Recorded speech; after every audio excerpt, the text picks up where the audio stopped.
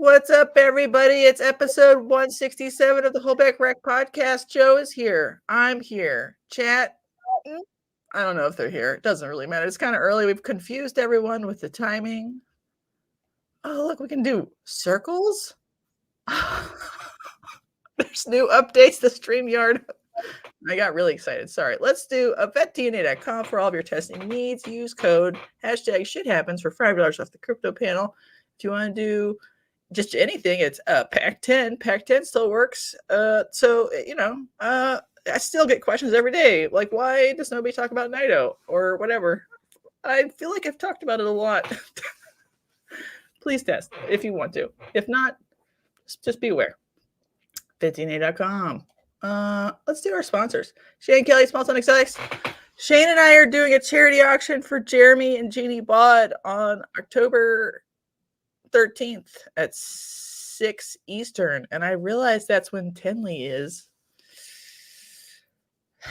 I tried to make it later in the month, but then we were worried it would be like too far away to actually be helpful, and then I have a sort of a busy October. So hopefully the people who are driving back from Tinley can just jump on their phone and listen in and bid if they want to. If not everyone in the hobby goes to Tinley. I don't know if y'all noticed. Some people do. And so, like, if you're going to be at Tinley, you don't want to bid, just donate in advance. You can be a donator or a bidder, right? Small Town Xotics. He did update his morph market with the stuff that came back from Charlotte. So if you want to check out some hognoses or ball pythons, go to Morph Market or his Husbandry Pro store. Thank you, Shane. Here's some chatters. What's up? Bravo Zulu Ball Python. She will be on the member live this Monday to talk about what happened at Colubrid Fest, how sales work. She was only a part of the vending part. I'm really curious because it looked fun. But then, do enough people want to go to a Colubrid Fest? What do you think, Joe? I would have gone if it wasn't such a trek or whatever. Right. It's cool. I like all the guys putting it on for sure. Mm-hmm. All right, very cool. So Eileen will be on. Bravo Zulu Ball Pythons, ball python breeder. She's going to college right now, living her best life. Thank you, Eileen. Stoneage Ball Pythons, Justin, he just posted a clutch in the sponsor chat, and I forgot what it was, but he is still breeding ball pythons, still having fun, still working overtime. Check him out on Instagram. I don't think he has much new inventory yet, but hopefully soon. Andrew, Powerhouse Ball Pythons. Powerhouse Pythons. He's got ball pythons, rodents, some leopard geckos, gopher cocoa, and some other rare species. He'll be at the Hillsboro, Portland, Oregon show on October 19th. And he's going to be on a regular auction, not a charity auction, on November 9th. We are doing a couple of auctions this fall.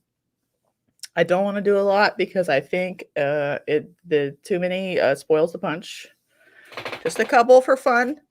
So there might be one extra one. He'll be on with Anthony from Reptile Creations. Just 2 people, limited number of lots. And then maybe we'll do one more if people really want one. I don't know. We'll see. Great Family Snakes. They have a Firefly Xanthic Clown Clutch using the VPI flavor of Xanthic coming to Morph Market soon. Please check them out. They are a high-end family of ball python breeders from Alabama. If you haven't noticed and haven't watched the show before. Sorry, I'm really sleepy, so I'm not doing a good job. Chris Beers from Reptilia, he'll be in Tinley in 2 weekends. He will have Costa Ricans, maybe some Tarahumara and some Pituophis, and other fun goodies and ball pythons. Thank you, Chris, at BNS Reptilia. All right, thanks, Joe, for sitting through my sponsor shout-outs. You're a team player. How are you doing today? I'm doing well. A little sleepy as well, so I understand, but I'm doing well. And we're the worst. Do you have friends? Did you invite friends to watch you? Oh, I definitely Do not, except for Jennifer. It's good to see you. Good to see Jennifer in the chat. She's always nice to talk to at the shows. Which shows do you do normally? Because you're from Austin area, is that correct? Yeah. Yeah. I'm trying to hopefully get out there and do some more shows and sort of expand my range in the near future or whatever. But in the past, I've done the Herps show here in Austin, and then I've done NARBC when it was in Arlington, and then when it moved over to Dallas. And I also do the Shirts show, which is outside of San Antonio, and then also the one that they call the San Antonio show, which is it like was in San Antonio like one time, and now it's technically in Live Oak or whatever. But that's been a pretty good one as well. Kind of like a newer circuit, I guess. You didn't go to the San Antonio Reptile Nation. No, not Reptile Nation. Yeah, I was on their like wait list for a while, and they called me like a few. I was literally like I reached out to them like over a year ago, and they were like, "We'll put you on the wait list. No more ball pythons or whatever." And then like a whole year passed, and then the new one, the next, the one that just passed the show was coming up, and they called me like a few days before and said they had tables, and I was just like not really prepared to do it at such short notice. I still like went and attended the show for one day, but I just wasn't really like ready to spend the whole weekend at that point. So I haven't done that one, but I don't know. Would you want to do more further around? Like further out, like come more to Dallas shows, because there's more shows in Dallas and Louisiana. I mean, definitely. I mean, yeah, anything within Texas is definitely. I don't really consider that far out. I mean, in my my goal would really just be to visit like all the main shows at least someday, even if there's waiting lists and stuff. I mean, I went to school in Chicago, and I used to go to Tinley every year, twice a year, or whatever. I really love that show. I'd like to like get on that list at least. And did you go recently? I know I was on your YouTube, and you have like one from 19.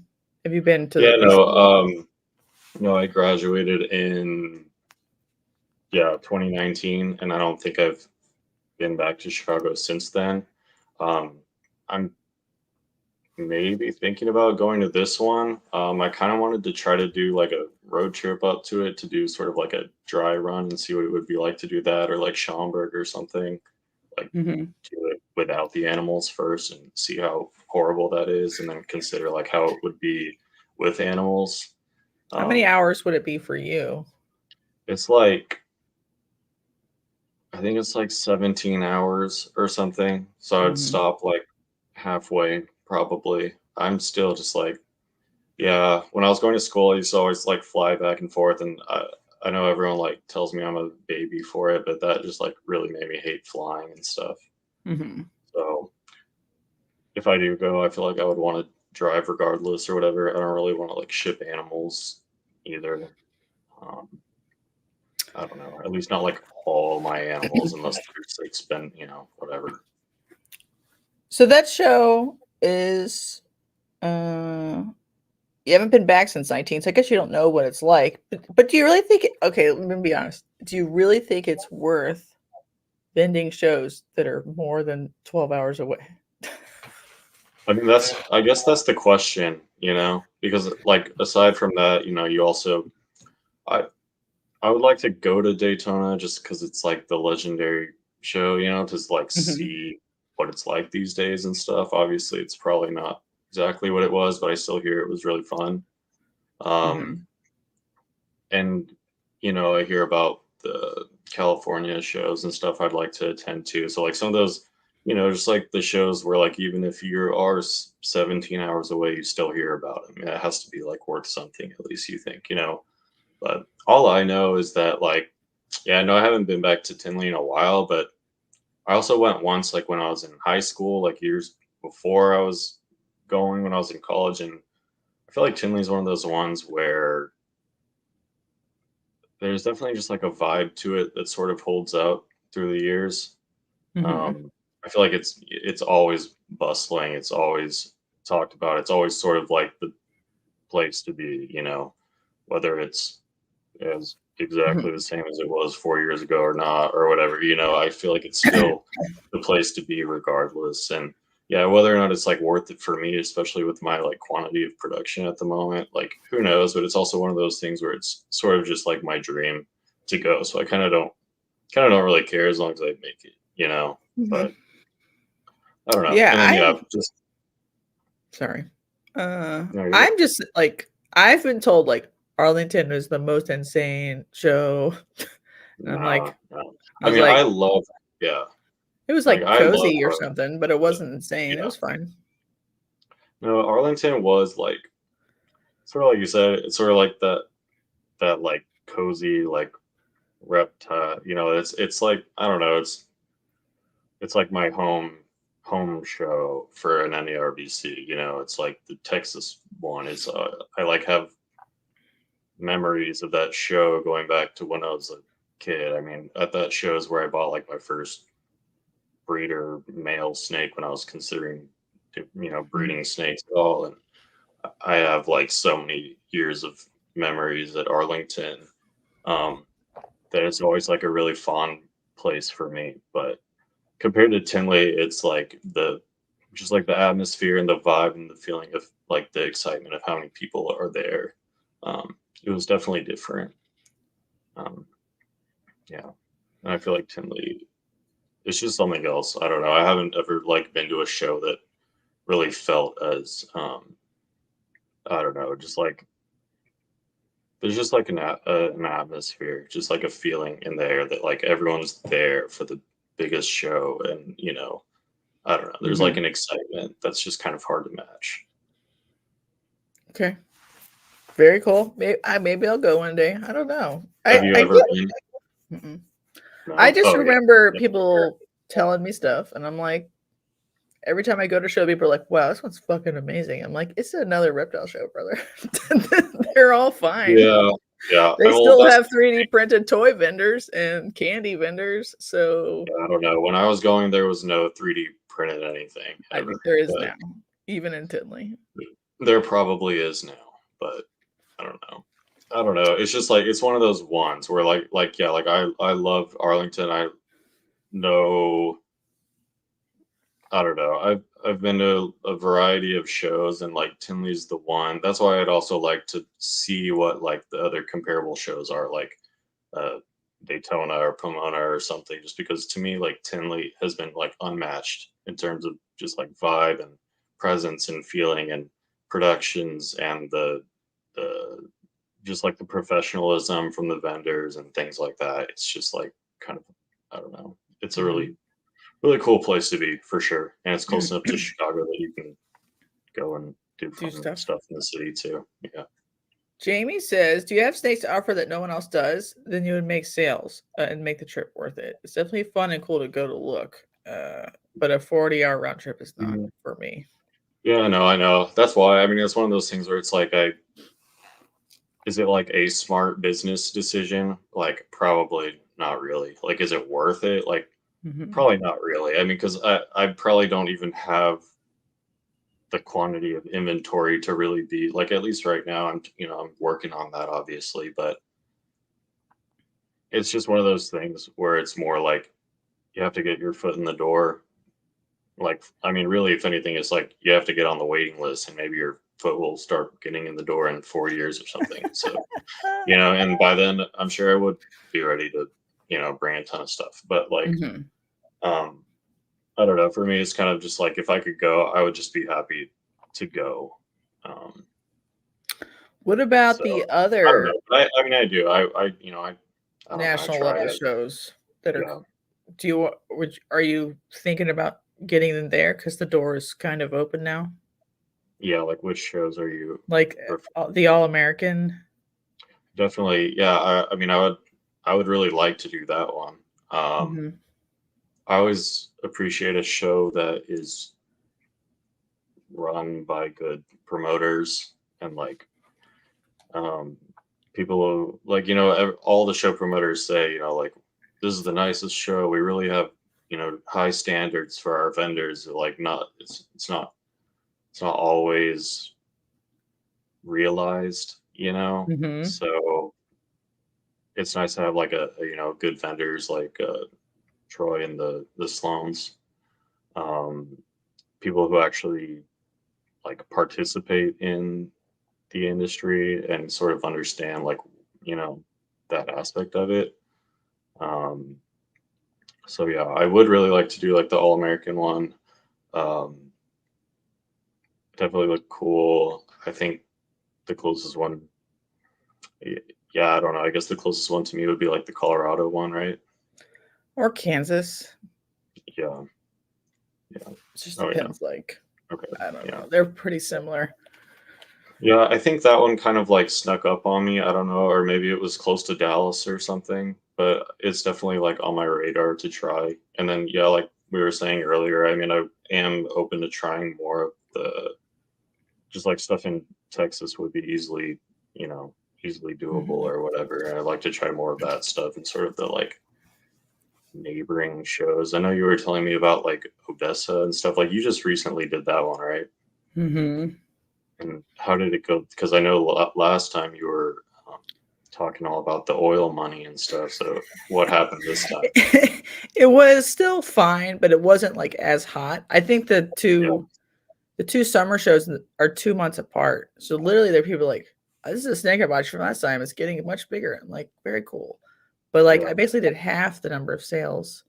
So I think they just be spread further apart, but it is a more consistent show. And they like to buy animals. There's a lot of shows I do where nobody wants to buy any animals. They want to buy stuff for their mhm, kid and they want to leave like a toy, yeah, which is yeah. fine.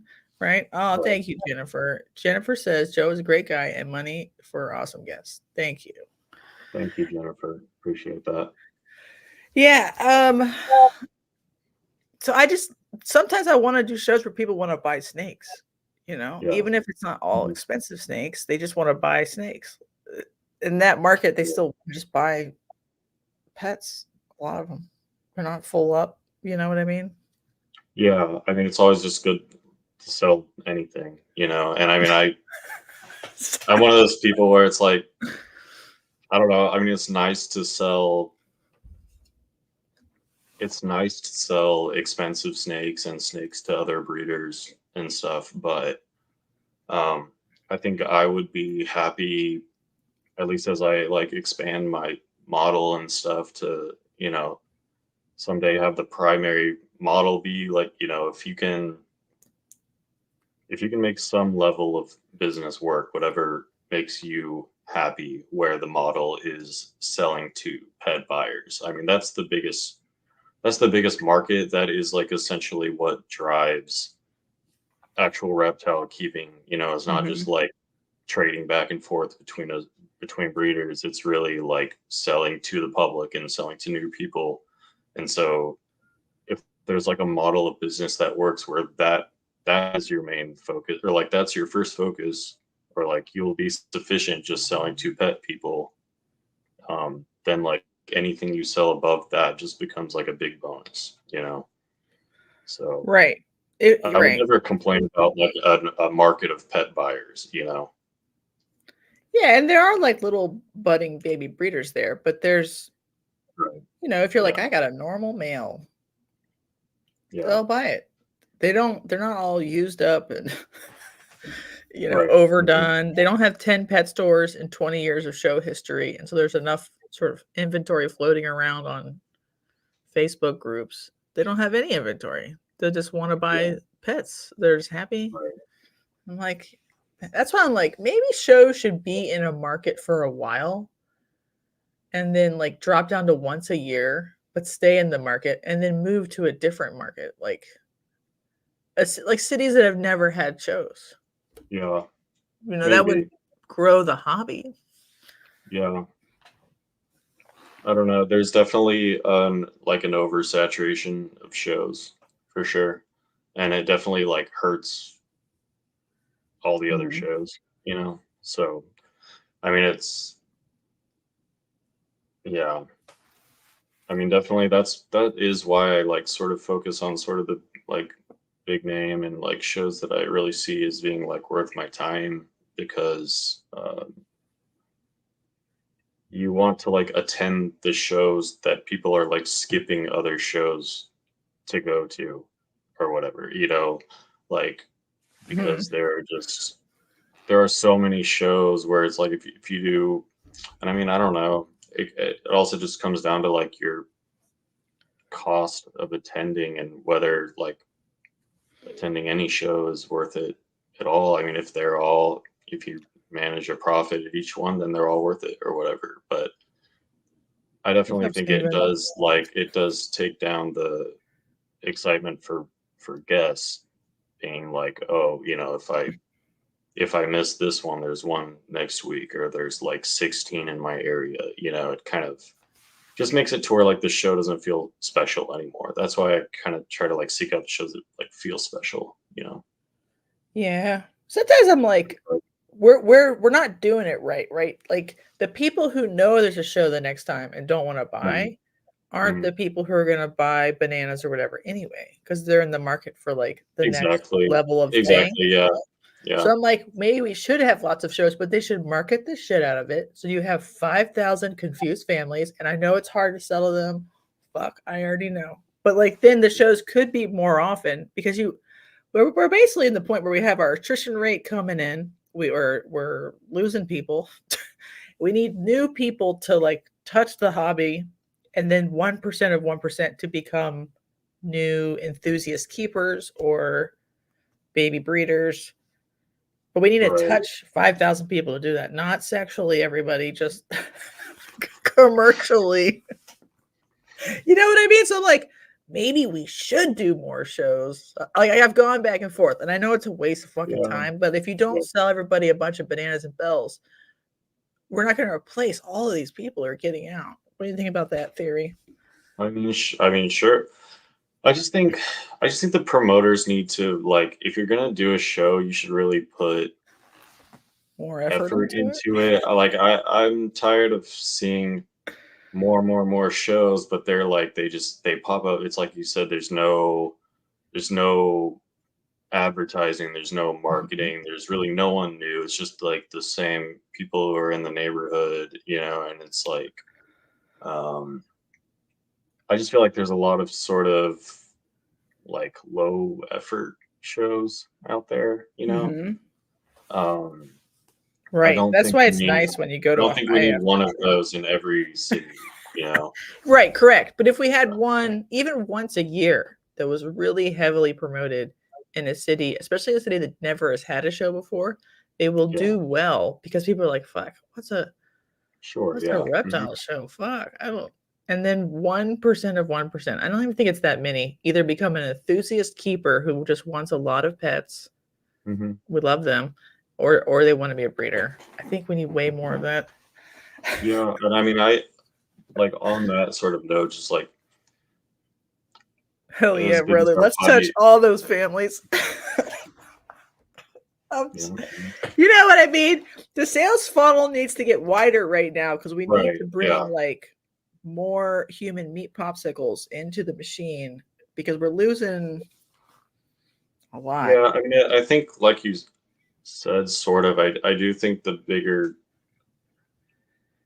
like it's not I feel like it's not necessarily like we don't have enough. I mean, I don't know. Maybe yeah, like maybe there are some cities where people feel like they're genuinely not close enough to any show to ever attend or something. So maybe Mhm. there are some far out cities that do need a show or whatever. Right? I think mostly just like the promoters need to not focus on just squeaking by or opening a new location and doing the best they can. You know, that it needs to be like you said, it needs to be more of a promotional push to just get a larger number of people to go to like our most anticipated shows or the show in their Mhm. area or something, because like I do think there is like a lot of room for growth of the reptile hobby in general. Just because Mhm.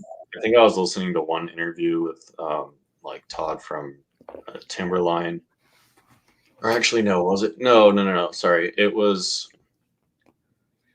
Yeah, I think it was Josh from Josh's Frogs. Actually, sorry to mix them up, but Mhm. I think he was saying something like only 3% of American households own a reptile, and that their goal was to push that number to like 10%.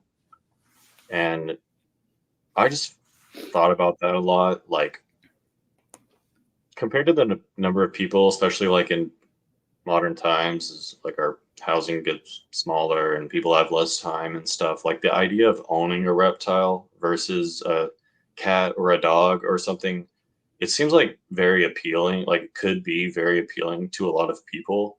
And Mhm. if you were to say, like, could 1 in 10 of all Americans own a reptile? I feel like absolutely they could. Like, that is not hard.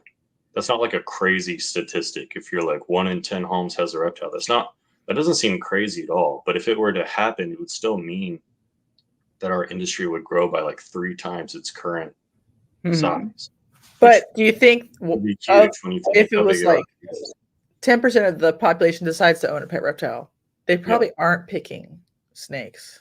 Let's be honest. Yeah, but that's It's probably fine. a turtle I don't, or a I bearded don't dragon. only have snakes, so I know, me too. I'm on snake train, but like sometimes I'm like yeah, a lot of these like hypothetical situations, like if we expand the yeah. industry to X. No, but at the same time, I mean, it's like they might not have a snake. They might like have a child who wants a snake because their mom had a gecko, or Mhm. it's way easier to get a person who already likes scaly lizards to someday maybe they like a snake or whatever. And it's like Mhm. that's just coming from the snake side of it or whatever. But it's just for every person who Right. I keeps mean, that's why geckos like and wants to drag their friend to the show and their friend decides they like snakes. It's just like the growth will only benefit everyone. correct. And that's why there was been like an impetus in the last maybe 2 or 3 years to have every ball python breeder focus on only buying very expensive snakes only so that they could only sell to other breeders, but then everyone was only selling to other breeders, and we had some byproduct obviously that could sell to pet people, but they weren't focused on pet sales, and so everything got uglier Yeah. in the hobby, like collectively what we were producing because it was all triple hets or whatever. And so Mhm. we a lot of the tables are much uglier now than they were during 2019 or whenever I got in because people have less codoms, more hets. What do you think of that theory? And so we actually are doing a worse job of on-ramping new pet people because not Yeah. nobody, that's not true. But a lot of the people who are eternally online have tables that don't have like a pet arm anymore to their like Right. breeding plan. What do you think of that? Um,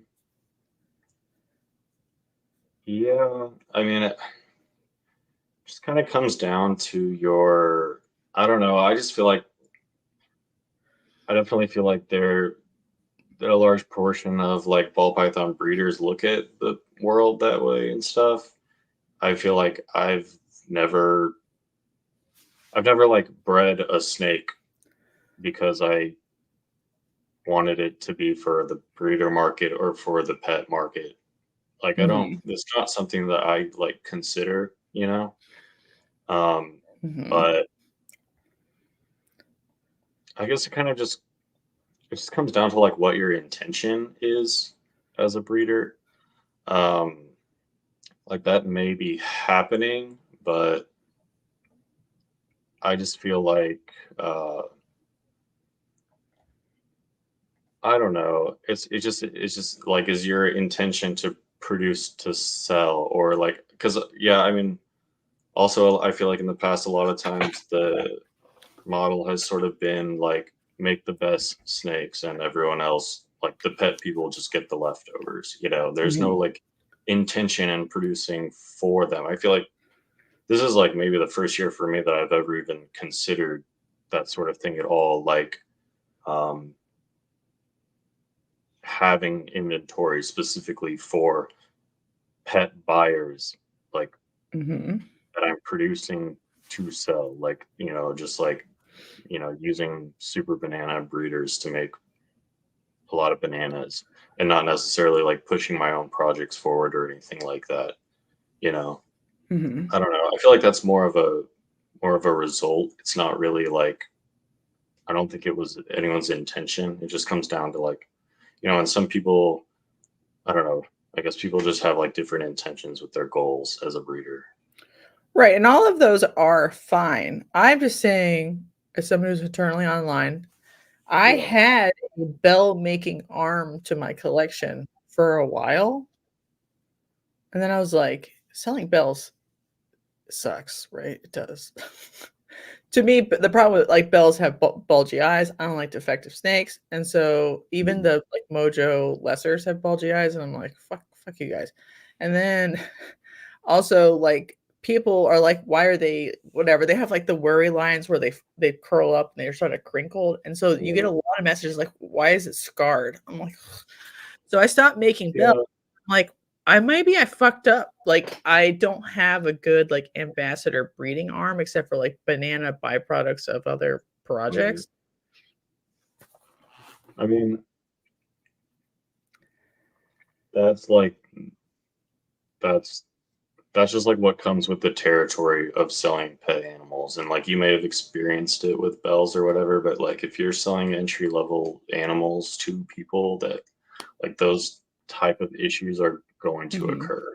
And I understand like it gets really frustrating for me. Like it happens like once in 100 cases, but then you get that one person who just like cannot keep a ball python alive. And Mm-hmm. it's like really like stressful and like hurtful to think about that happening and stuff. But unfortunately, like it does just like that comes with the territory if you're going to sell people their first pet. And I just tried my best to learn to be like patient with that and to be like as helpful as possible.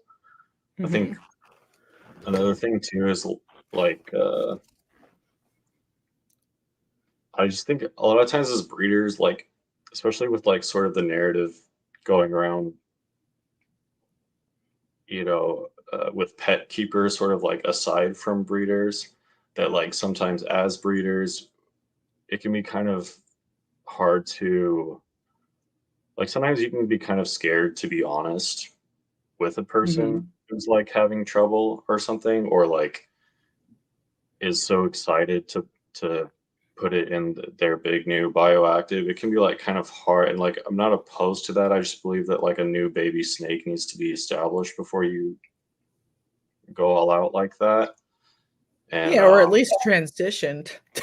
yeah, exactly. You know, I mean, there's a reason that like I keep things the way that I do and stuff, and there's a reason why it's sort of like you know, the industry standard or whatever, at least for like starting baby ball pythons, because they like do exceptionally well. And it's always when they're transitioned to a new environment and then a completely new caging system that like they don't do as well or such. Mm. Um, and sometimes it can be like kind of hard to be honest with those people because you're like afraid of the backlash of being like, honestly, you shouldn't do that. You should probably put it in a tub, you know, but like I'm trying to Mhm. be better about like not worrying about that and like just being honest with people and trying to like word it Yeah. in a way where it's like that's you know that like truly is perfectly fine.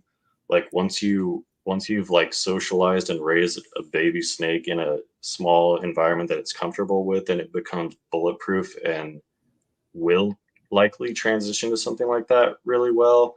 But I've just been like trying to be better about like really like telling people that straight away and getting them to sort of understand that concept. And I feel like people are actually more like receptive of understanding that like they should just replicate your scenario or something rather than trust all their own ideas right off the bat or whatever. Like as long as if you're more like upfront with them before they have already purchased the animal and gone and stuck it in a big terrarium or whatever. Mm-hmm.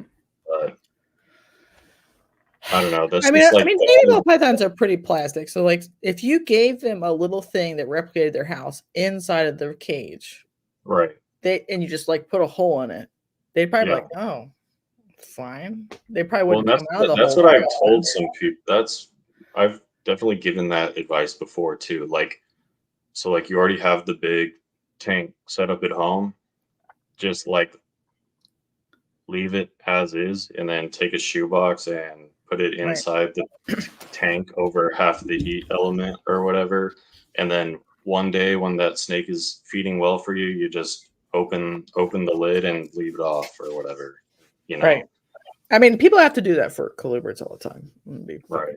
They always want to put them in a 40-gallon. And I'm like, the snake will be fine, but you have to fucking find it to feed it. Well, where the fuck is it? I don't know. Well, it's like that's why I said too, like it's like 1 in 100. Like most snakes, they are fine, you know, especially if they've been well started by you and stuff, you know, like most of them go in the new cage and they're fine. But like every once in a while you have the one that isn't, and the person doesn't want to listen to your opinion about why you believe that's happening.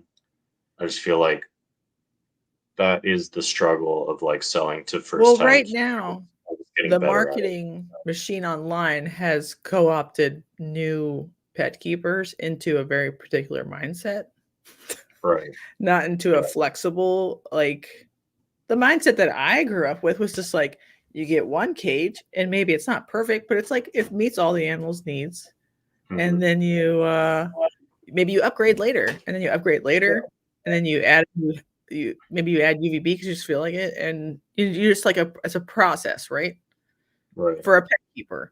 But now it's like the expectations are so high right when you start. Fuck you, 6 by 4 by 10. It needs 12 that's level. What that's what I mean. Yeah. It's hard. It's like it's hard to be honest when that is the narrative, you know? Right. And it's like I wouldn't be telling you these things if I didn't truly have a baby animal's best interest in mind, you know? And I think it's hard to get over that, but that's like it's absolutely necessary to get over that and learn good ways to communicate with these people and to get them to understand things, because otherwise it goes back to the original point I was making, I guess, with like, what is your intention in breeding? If your intention is to produce animals to be sold as pets, that has to be part of your model. And that's a lot of the reason why a lot of these people don't do that or don't intentionally make pretty pets for people to buy, because they don't want to sell to pet buyers at all. They want to sell to breeders because it's no hassle, you know? Right. But the pool of people who are buying snakes that are from 200 to 2,000 is dropping. They're either not in the market for those animals because they already make their own, or and they only want to buy 5,000 and up animals because they have a mature collection. They just need 1 new male every year or 2 new males. And so, like, if you don't start people at level 1, you never get to buying the middle of the market. That's why the middle of the market is the weakest part of the market right now. And it's the same thing for other species too. But a lot of times, like, there's no like market difference. You buy a corn snake for 40, you buy a corn snake for 150. It's almost the same price. It could all be pets. And so, like, you don't have to like introduce them to the $300 corn snake, because there aren't that many $300 corn snakes in the whole hobby. They just are all pet priced. They're all pet potential. But with ball pythons, there's a clear like ladder system where you have to like bring people into the middle of the market. Yeah, I mean, that's like we're not doing a good job. And I was like, people should have like make their double heads have a banana in it, so at least the males could go as banana combos or whatever. Maybe. But I don't think that's making enough. Most of our tables are still too ugly and not attractive. What do you think about that?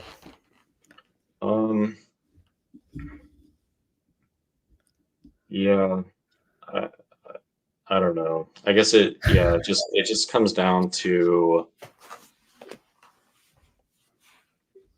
I mean, I guess on the first point you said, um, I do feel like the mid-range of snakes has definitely sort of like fallen out of favor in recent Mhm. times. I think that there is also like, we spoke about like the intro pet people propaganda side. There's definitely some like breeder business propaganda Mhm. talk going on that is it's just kind of silly, like you go on so many other podcasts and you hear these people, all they talk about is the business and the investment. And if you don't spend, if you don't buy the most expensive thing you can, if you don't buy the 5,000, if you don't buy the 10,000, you're never gonna make it. It's just completely pointless to even breed snakes. And that Right.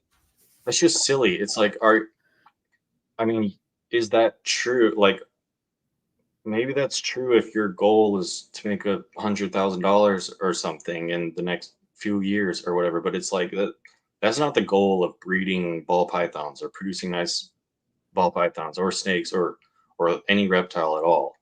Like, Mhm. and I feel like when I was like coming up in it, I was one of those people who was always buying like the mid range, and like the mid range was a little more expensive back then. Like back then the mid range was like the 2,000. But Chris, that's your table is amazing, by the way. I'm saying I have seen like lots of nice snakes. I just like the way the goalposts were moved to double, triple recessive resulted in 2 or 3 years of a lot of babies that were just triple heads with one yeah. codom, and so they I mean, weren't at the same time with optimized that, I just think that's a result. I don't think that's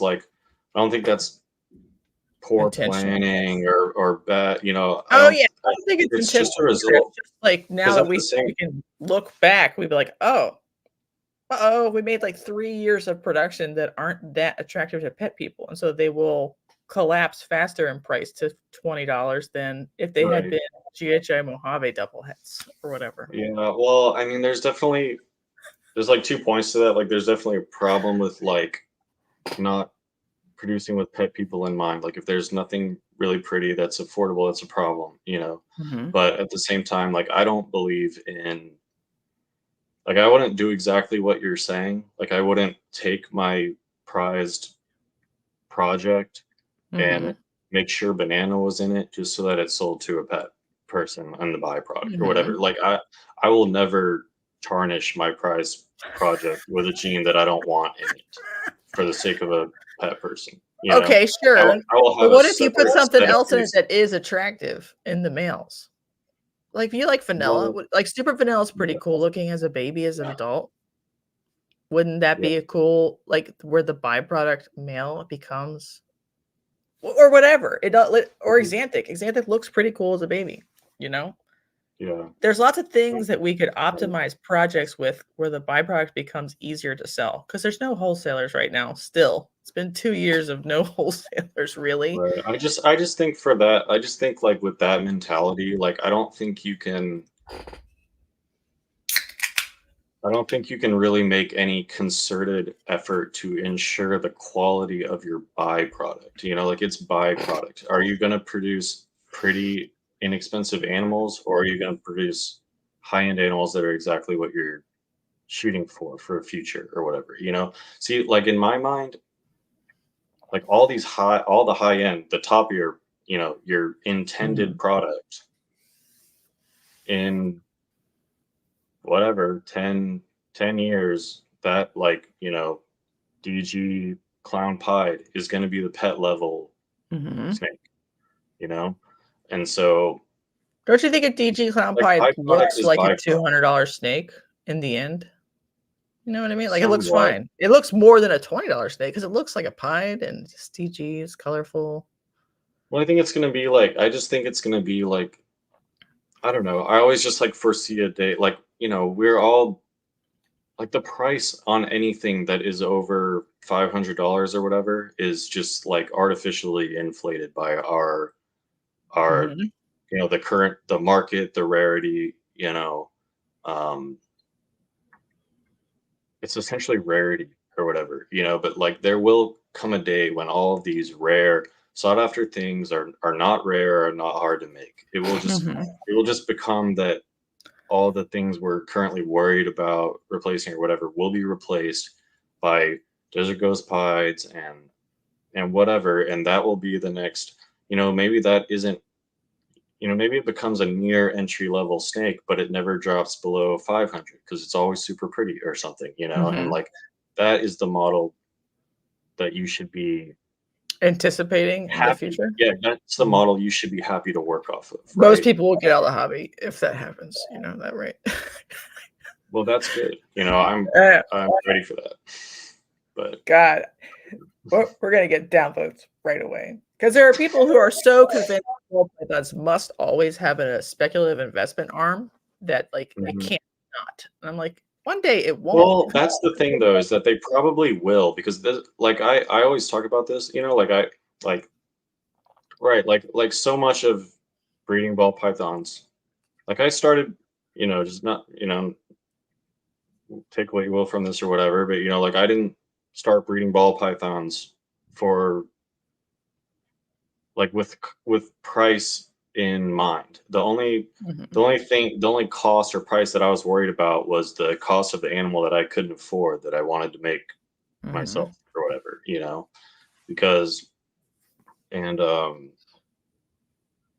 I sort of, like I would be happy to exist in a ball python market where, because I don't think a ball python is ever going to be worthless. They're not, obviously none of them are worthless, but like there's not going to be a point where every single ball python is $20. Just never going to happen.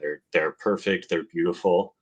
And it's, they're always going to be worth a substantial amount of money, especially compared to, other things that are sold in this world, like groceries and water or whatever, like it's always going to be a luxury good.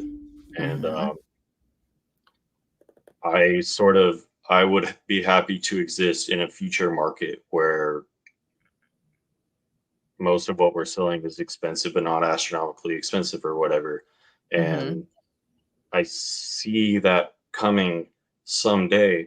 But when I think about it, with how much potential we have and how long it takes to make things and how much left there still is to do, I like still think that like may still not even happen in my lifetime or something. Okay. So like I, if you play things out, I foresee like a day when supply is so high that you can't demand any significant price, right?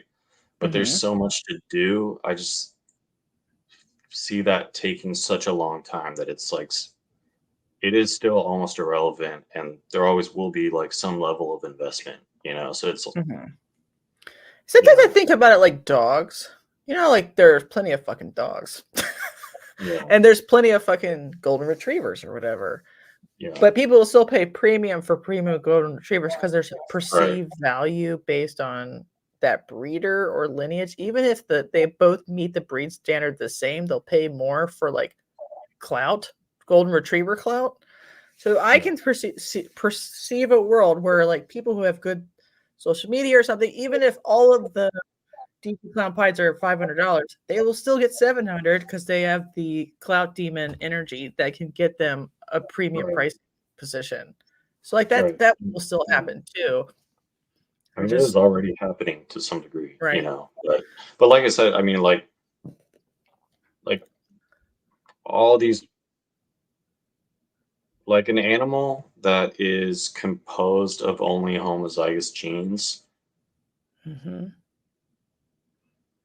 is so hard to make until you have a pair of them, and like there will come a day when making a xanthic, desert ghost, clown, pied, whatever, super orange dream, super chocolate, where making a whole clutch of those is just as easy as breeding normal to normal and making a clutch of normals.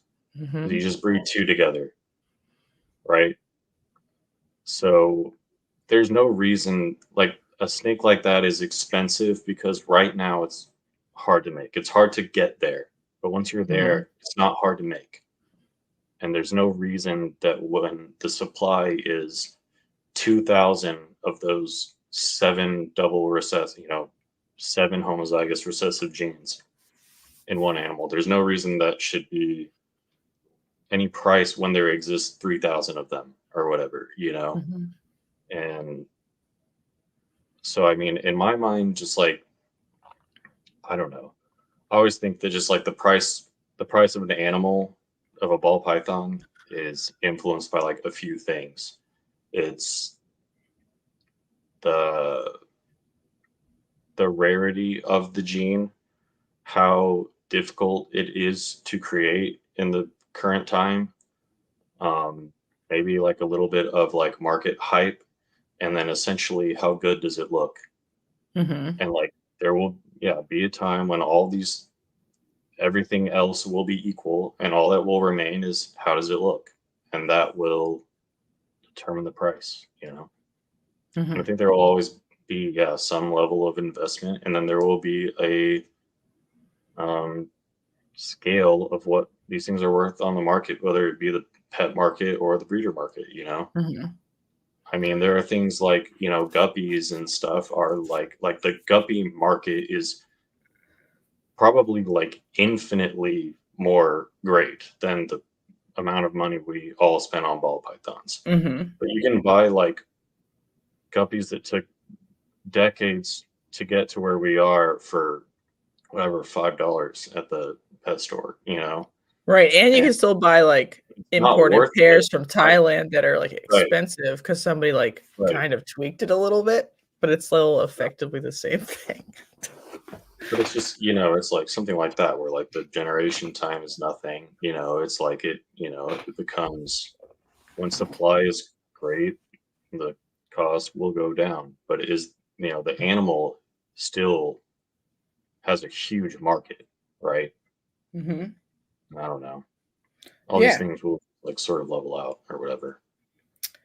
Aaron says, most people start breeding with the intention of making lots of money, so buying the expensive snakes is the right advice for them. Otherwise, they keep buying the 2 to 500, which is true. I think people get like the upgrade lesson, but then like right now, nobody's buying in the 2 to 500 price point. I mean, they are a little bit, but like Yeah, not the way they used to. So then, like, we're hurting our own ability to sell our own snakes by telling everybody to only buy $5,000 snakes.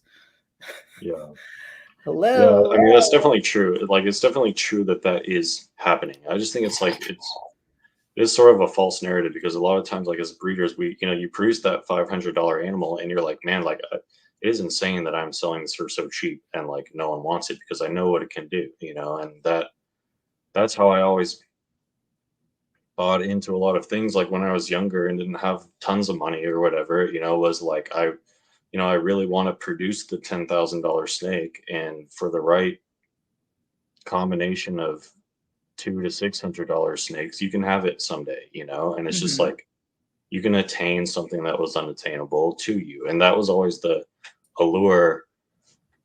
That was always like the allure and the goal for me, kind of coming up into all this, was a lot of people thought that way instead of, oh man, like if I never buy the 10,000, I'll never make it. I'll never be a professional. That wasn't the goal. The goal was to make the thing you can't afford. So you purchase the ingredients and you have a really good time learning how to breed ball Mm-hmm. pythons and seeing the miracle of creating something. And when you finally, that's like why for me, like, I mean, when I saw the first super fire black eye leucistics, they were, $5,000 each. Mm-hmm. And they were more than that at some point, but by the time I saw them, they were $5,000 each. And I was in love with that thing. And obviously, I couldn't buy it. I was a child. And I got a male fire or whatever, and have gradually been like working my way with the dream of just making a black eye leucistic. I mean, I've made like much more impressive snakes since then, and I even like have forgone making super fires a million times over. But it's like still sort of one of those dreams for me, and Mm-hmm. it's one of those ones where like even though they're $200 now, I'm not gonna buy it because I still have that sort of like mentality that like it feels really good to like have your eye on something that like really fascinates you, and then like buying the ingredients and having the one that you finally get be like the one that you hatched, you know. I think like if a lot of people just like kind of went back to that mentality and like sort of could like see that point that like you can spend $2,000 total on a pair of animals that like gets you something that's currently $15,000 or whatever, you know, and it won't be that price when you hatch it, but it won't matter just because you'll have that animal in your hands, you know, and that's all you wanted. All right. Steven says, I think the issue also applies to established breeders too. At Charlotte, the guys who seem to have the worst shows were the ones who had ball pythons, but little to no pet level ball pythons. Right. And then Jennifer says, a lot of people hate their jobs and fantasize about making a living off of snakes, and everyone can't do it. Yeah, that's the problem. Is a lot of these people are, you know, they say they love ball pythons or whatever, and really they just love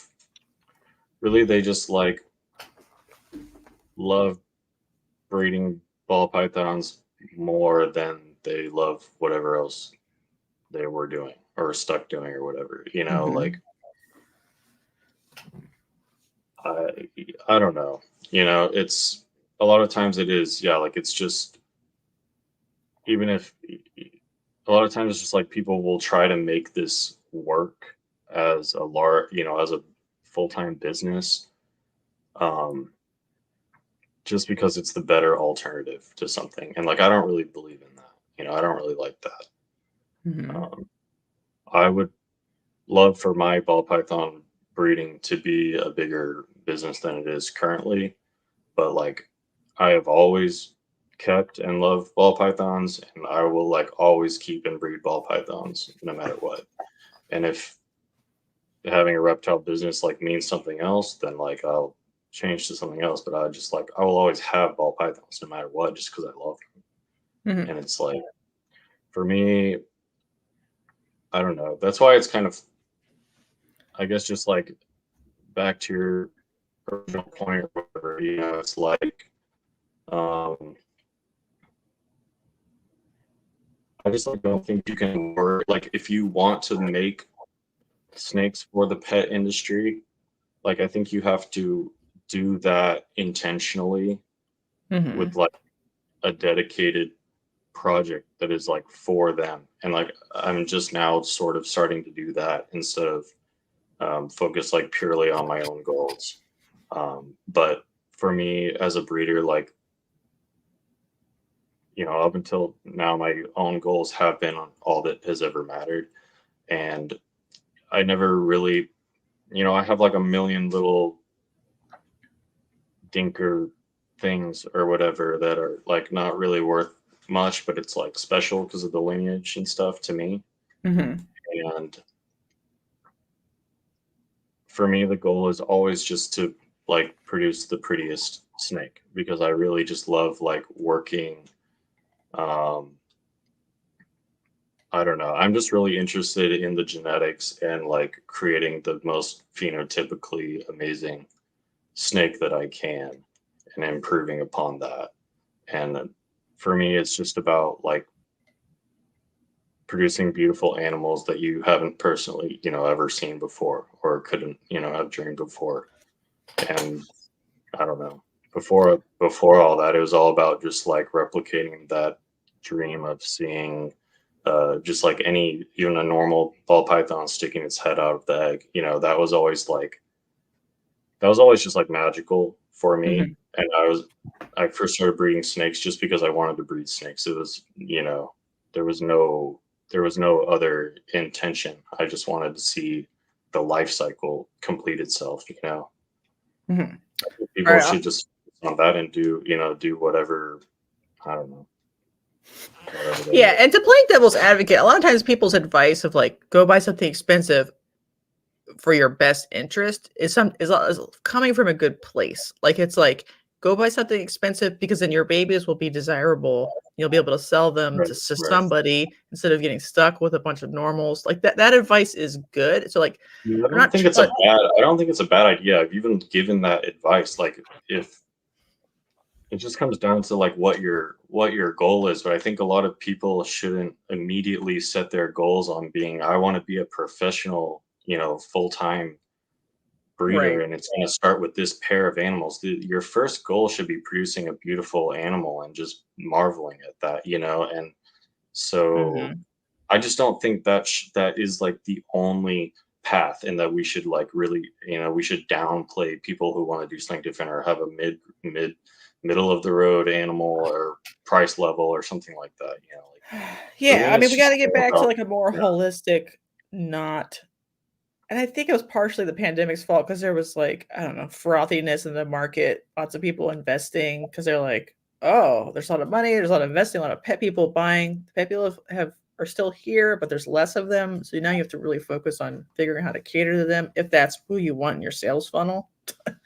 And then and this is a problem for other species too. Like corn snakes are basically a pet people species, but most of my marketing is to breeders. So like I have the problem of like, why the fuck would a random corn snake person want to buy my corn snake on Morph Market? Because all of my like social media is a breeder to breeder type discussion. It's not gonna lure in a corn snake keeper. You know what I mean? Yeah. I don't know. I mean, still, I don't know. It's fine. You have a personality. You put a lot of like information out. I think a lot of people would be happy to just like own a snake. Personality. Yeah. You know what I mean? Hopefully, I don't know.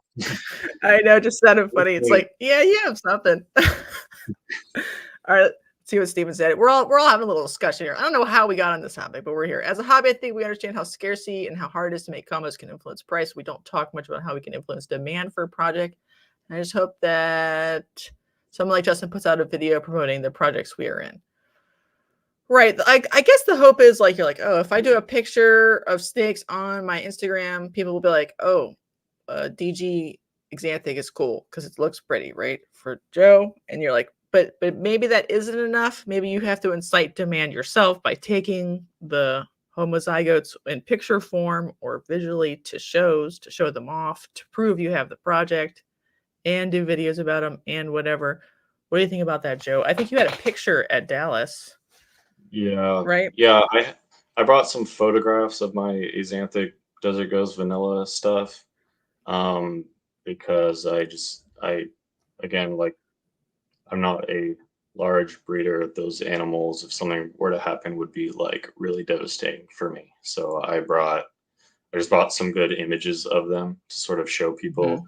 It is good. Like, it's definitely good to have the animal there, but if you're a little too worried about like the risk of having it there, it's definitely good to have pictures or a photo album or something, and be like, to be able to, if you see someone like eyeing a certain snake, or they clue you into a project they're working on, you can show them like, yeah, well, this one here in the case came from this photo of the parent over here, and this is super cool, or here's the sibling of it, which is the homozygous, and here's what you could do.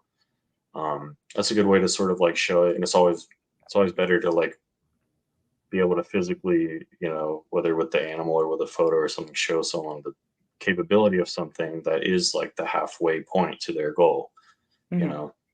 Is that enough to incite demand? I have this problem with rare species where I will bring the babies of a rare species to a show and they're like, don't give a fuck. Most people don't care. And you're like, okay, if I bring an adult or a picture of an adult, would that be enough? And I'm like, no. I think it needs to be YouTube videos. Yeah, I mean, well, and Steven's definitely right. That is definitely like that is one of the main components of pricing an animal, is like the perceived value. Yeah, and the hype. It's not solely how rare it is, even though that's also a large component, people like Steven and Justin are obviously much better at that than like myself or whatever. It's definitely necessary. I just like, I don't know. I'm the wrong person to ask because I have not like managed to find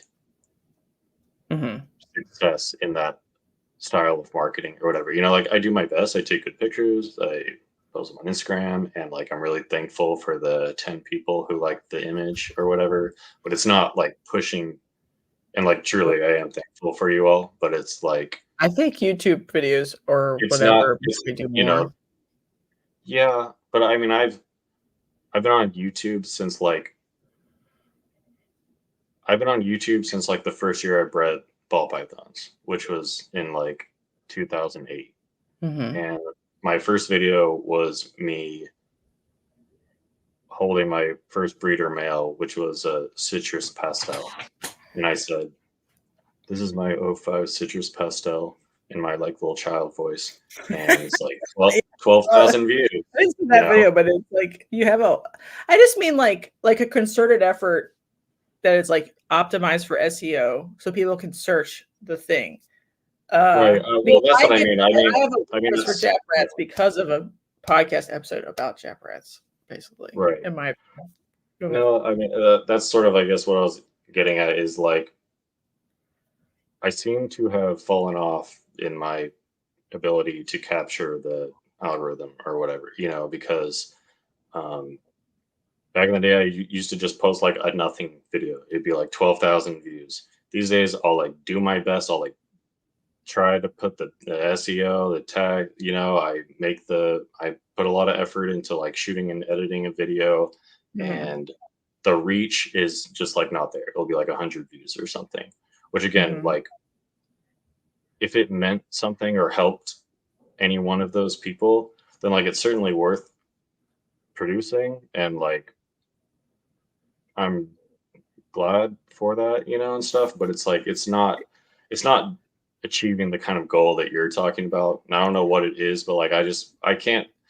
That's why sometimes it does take someone like Steven or Justin or whoever, someone who like is more successful at that, being the one to do it, because I don't know, for whatever reason, I guess my videos are not that interesting or something. So there is a spicy take about tubs being bad for ball pythons, which is that's not what she said, but I'm paraphrasing. I think he just means for the animals that do not acclimate right away, a tub transition is helpful. I just mean, well, that's what I was trying to get at, is like, I think it's wonderful to keep your snake however you want to keep it. I just have experienced many times when you take a baby snake that like has come out of the egg and it's afraid of everything, and it's goes into a small environment and it's comfortable, it's doing great, and then it moves to a new environment and everything changes. When it moves to a new environment, everything doesn't need to immediately change, and that's it. Like it just, if you can replicate this neonatal, you know, housing situation for a moment until the animal is well established in your care, then they're normally very good. I'm speaking on like 1 out of 100 cases when that sort of doesn't work. Right. And to be clear, this happens in normally bulletproof species like corn snakes and stuff, like because people want to put them in the biggest cage possible immediately. And so I have gotten like my corn snake's not eating, a corn snake who is good at eating. And I'm like, what did you do to it? They're like, giant enclosure. And I'm like, for this one, because it's 3 months old, put it in a bin in the enclosure. Yeah. So it's like, not a ball python only problem. Yeah. I mean, sometimes it works. It's not always the case. I just feel like, I don't know. We got onto that topic because we were just discussing some of the pitfalls of selling to pet people. Yeah, right. Yeah, and it's not that much of a pitfall. I don't want to have. It's part of it, but you know, it's like I care for the animal, and seeing a baby snake go off somewhere and then be obviously uncomfortable, and like if your snakes live in a big cage and eat variety, and like that's fantastic, truly.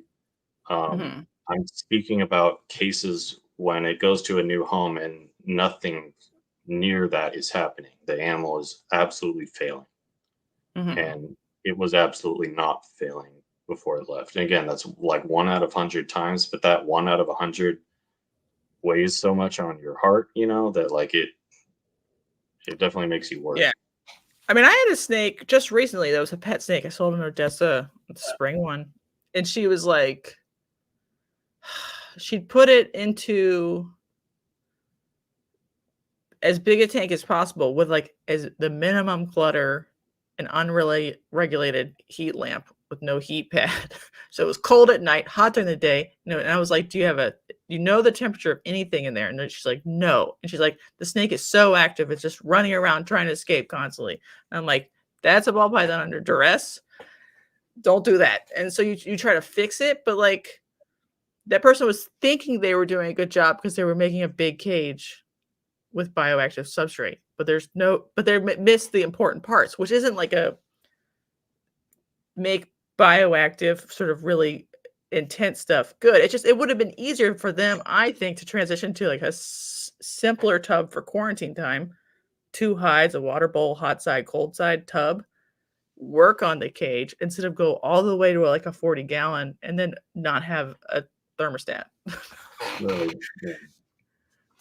It's just about the transition, and that's literally it. Like I've kept snakes and ball pythons in every manner of way, and the way I do things now is just based on experience and, in my opinion, the best care for the animal.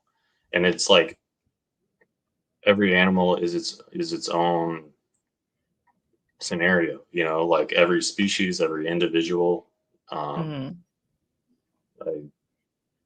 I just do whatever I feel based on experience, and other people's experience is the best. It's just like my opinion, and if something else works for you differently, then like that's wonderful as well. And I just figured out how to turn on the comments as well. All right, that's good. I don't know what we missed. Let's change topics. I know the pet stuff it's hard because sometimes I'm like, I want other people to be the people that sell pet stuff because it's easier. But then I'm like, every time I try to upgrade my breeding production, like I go buy a $3,000 to $5,000 snake. By the time I get babies, my babies aren't worth anything anymore. So it doesn't really matter anyway. I'm just selling to the pet people anyway. Yeah. Well, people need to understand that too. Like that's just what happens. Like that is what happens. You have to be comfortable with that, and you have to operate on a model where that change in price is what happens, but it's happened faster in this last 2 years than it has ever happened before. I mean, you wish it didn't, and it ought not to, because I mean the snakes, they're not suddenly worthless, and it's not like everyone in the world has enough of them. Right. So and I keep trying to ask people like privately, kind of in Dallas, I'm like, is this the worst bear market ever? And they're like, yes. Most people have said yes.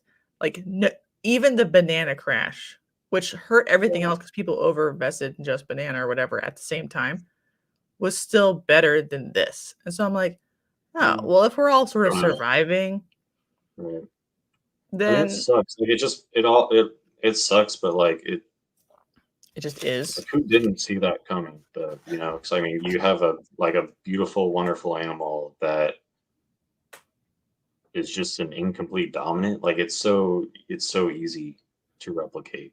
You have something that looks like your best caramel albino ever as a baby or whatever, and it's like all you have to do is breed it to a normal. There's no way that the supply wouldn't instantly increase on that, so a lot of it, like I kind of originally was saying, is like it is sort of artificial, and if you're not like prepared to deal with those sort of things, then like that's why it's like you just shouldn't worry so much about, like, if you're going to breed snakes, you're either going to operate on a model where you make it work no matter what, or you need to just not worry about it. You need to just be happy to produce beautiful animals,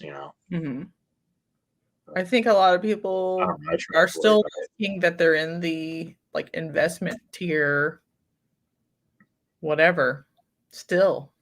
And they're like going to shows for the first time trying to sling snakes. And I'm like, where you been, brother? These are the real prices on the ground. Morph market prices aren't even, they're like whatever, kind of a check. But those aren't even the price of stuff it will actually sell for in the wild. What do you think about that? Right. That's definitely true. I mean, I definitely saw that like with like the Axanthic Desert Ghosts and stuff, and I don't know. It's just hit or miss too, though, because it's like it's not totally fair to say that like a show price is fair as well, because like that's such a limited market. It's like Correct. it's almost like an auction at the same. It's almost also like an auction where it's like you have. It's not what price do these animals sell at in reality, or what price do they sell at in person. It's what price do they sell at right here, right now, to the person who happens to walk in the door. So things will always be different. Like the cattle price futures are often based on mini auctions, like collectively. Yeah. Like they're looking at all the auctions from wherever for like cows or whatever. So like, let's say you take something that's the same, a banana clown, I don't know, whatever, it doesn't matter. Something we have a lot of. You take them to mini shows, they're online. What price do they sell at most shows? If there's a customer there who's interested in that, that's your like mean price. I just find that mean price is actually lower than the mean price on Morph Market by quite a bit. And so like, I think, yeah, I mean, I'm happy, like as a vendor also, selling at a show is like so nice and simple that you will take a large price cut for that, Right, it costs less. Because like to do that transaction sucks. It's easier for the animal to just go home in your hands. Like, I don't know. It's simple and like, I mean, it's almost if you sell a great enough number, it's like almost equivalent to doing some level of wholesale or something. Because like you're here right now, and whatever you leave with at the end of the show. So like it's always going to be lower in price. But like the state on Morph Market either for their like mean price. So then I'm like, that's why I'm like, I still think there's fluctuation in the market where I don't know the price of some things because they're not selling online. They will sell at shows, but they sell for like a very pet price. And you're like, I think it's just because like a lot of those pet people, I think, just still like as big as Morph Market is. I still think a lot of these like show attendee first time pet people, like they know about the shows or they hear about the shows and they decide to go and they want to get the animal in their hands. They're still scared about shipping, even no matter how many guarantees they are, they don't want to put a snake through the mail. And like a lot of times I don't either, I just think, and a lot of the, like when I was younger and more actively buying snakes and stuff, I used to also, I used to like to see things physically and purchase them at shows and as well. I think there's like some, there's definitely like a nervous, anxious aspect to ordering unseen off a website, so I think that's why like sales would occur at a show versus online. I think some people are still apprehensive about it. I don't know.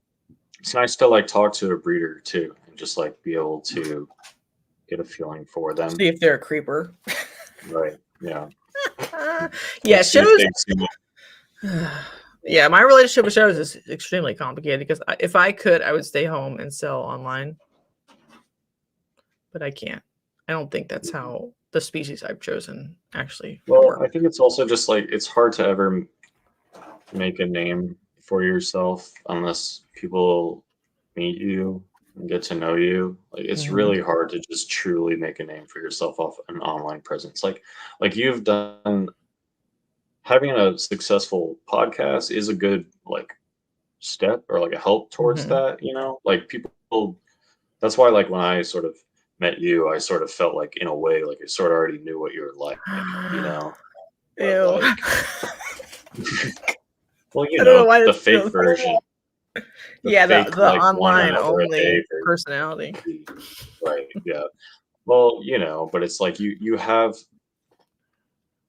some idea. Like you think you're familiar with this person at least, because at least we get to listen to you in like a long form content. But like someone like me, like if I post an Instagram photo every once in a while, no one's ever gonna like get to know me or have a relationship or know that they can ask me questions or feel comfortable about it, or so like if you're not attending shows, you're never going to have the kind of presence that will like allow you to sell viably online, because you're just going to be another like one of the nobodies in the sea of online. So you kind of have to do both. Yeah, I've bought a couple of snakes this year on Wharf Market, and I feel like I've gotten like burned more than normal, which is like shit, like mites, whatever, ball pythons with mites. And I've been like, I'm getting more like, I give up buying from people I don't know. Oh yeah, no, I'm I've been gonna like, only buy from my friends or people I kind of, or they're right, friends of friends or somebody at a show I can see their stuff, because I don't deserve to be sent mites. Okay. right. And that's I don't know. That's why all my friends and connections are people who I probably met for the first time at a show, and I've been like that for a long like I've been like that for a long time. Where like I don't really buy from people I don't know. If I'm gonna buy from you, I sort of have to get to know you, and I have to be really you know, I have to really trust you, and you have to like really have something that's gonna risk me getting Buying it. from you. Yeah. And I always say like I'm like so thankful for the people who are not like me, because I would never have any customers, if everyone was like me. Um, I really appreciate the people who like see what I put out and have faith in it and take a chance. And um, I don't know. I always try to like have a high standard of quality, obviously, but I'm not that kind of buyer. Like I buy from my friends and mentors and stuff, and you have to like really impress me to make me want to go out of my way, I think. Aaron I says like if you build up good amount of feedback, you never heard of you will buy from you, which is true, like level 1s and 2s. But for me, once you get in longer, you end up buying from less and less people and not yeah. random people. What do you think about that theory? I mean, Like, it's absolutely true. It's just like the more you value your own collection and the years of effort that you've put into building this, you like I am very scared to take a risk about just about anything when it comes to my collection and animals. So if buying from unfamiliar people is a risk mitigation strategy, then that will definitely happen. All right, since we're talking about Xanthic, let's talk about it. All right, my dog is scratching at the door. You tell everybody which line of Xanthic you're working with currently, and I will mute this and go get my dog. Yes. So currently, I'm working with the VPI Axanthic line. Aside from that, I also have the Black Axanthic line, which, yeah, has different opinions or whatever.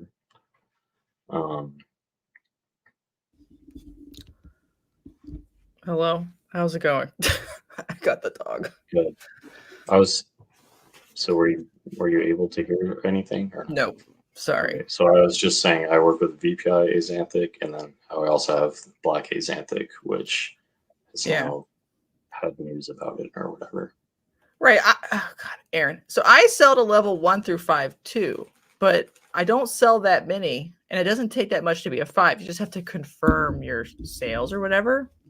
I just think I can see that I am getting more picky in who I buy from, and it's because I've had 5-star rated people send me mites. What the fuck? Yeah. Sorry. Okay. I mean, especially for I don't know. you just, yeah, you have to be careful about that. Mm-hmm. Take all your precautionary measures for hunts or whatever. That's why you got to be careful. You got to be careful who you buy from, even if they're highly rated. I like to Mm-hmm. make sure I really trust them on a personal level. Right. But yeah, and maybe they like fell off or something too. That's always possible. Like people lose track of what's going on. But yeah. I'm good. Maybe they All got right. them at FedEx. If you breed it, they will sell. I think they will sell to somebody at some price, but they might not sell to most people at every price. Like at premium pricing. I think Yeah, that's I mean, why it people just cut pricing is because mean, they are bad at selling. What do you think of that?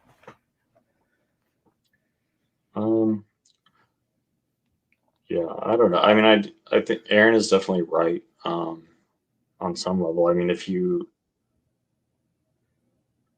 have like a truly one of a kind animal and you're not asking a ridiculous price for it and you're not completely shady, there's no reason like you shouldn't sell it for a valid price or whatever.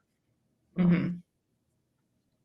I don't know. And like I was saying, like, yeah, I am really appreciative for the level 1 to 5s on Morph Market or whatever who reach out to me without really knowing me. Mm-hmm. That's why I think presentation also just like goes a long way. You want people to be able to sort of like see your quality and your procedures or whatever like through a picture somehow, and just sort of like you can kind of tell. You can kind of tell when someone cares or when they don't, just like based on how the snake looks. Mm-hmm. But anyway, what were we saying about Axanthics? Xanthic. Okay, let's talk about Black Xanthic. Is Black Xanthic ruined because it's actually TSK Dark Phase, or is it still a viable, fun project? We sort of already had this conversation at Dallas. Right, but that wasn't public on the internet. Now Yes, it could I'm be. actually happy. Yeah, I've been wanting to share my thoughts with someone, which is why I brought it up with you or whatever. But like, so um, I have 3 animals, 2 visual black axanthics that are from Tracy at VPI, which is where the black axanthic project originated. And I've been seeing her black axanthic animals for years before ever owning one. And along the way, I would see black axanthics from other people.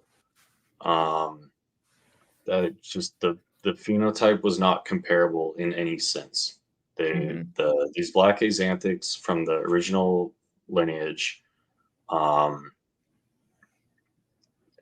it's just it's a completely different phenotypical presentation, and to me that always just like struck me as odd and confusing.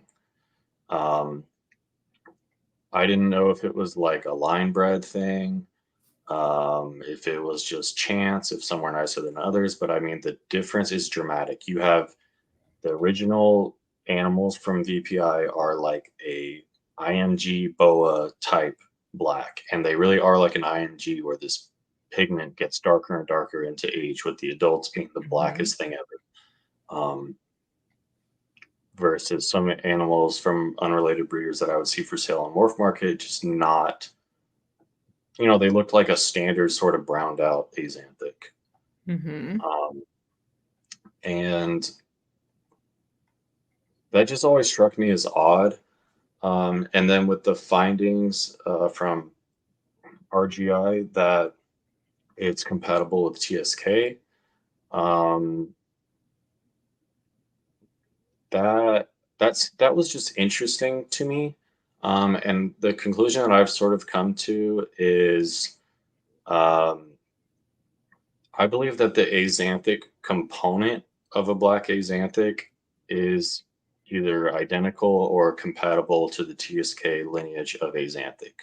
I Mhm. believe that what creates the true black axanthic phenotype is more than just that gene. And Tracy would always tell me that I would ask her, why I see these black axanthics for sale. Why don't they look like yours? And she would say, well, it's because they're breeding. It's because they're breeding hets. Or she said the ones that I make that are really the black ones, it's from breeding two of the black visuals together. And I said, oh, all right, but in a way that didn't totally make sense to me either. Because like you don't breed a clown to a het clown, and the clowns that come out aren't as nice as when you breed a clown to a clown. They're all the same. So what that sort of implies to me is that I believe there's an additional component, an additional gene. I believe there's the true VPI black axanthic, where that we've originated with, is maybe even a double homozygous trait, either a homozygous axanthic with a homozygous incomplete dominant IMG trait, or a homozygous recessive IMG type trait. Do you think it's recessive? I know you're guessing here, but like, do you really think it's recessive? Don't you think? I don't know, but I have an animal. I have a het black axanthic that was produced from one of the IMG type black axanthics, and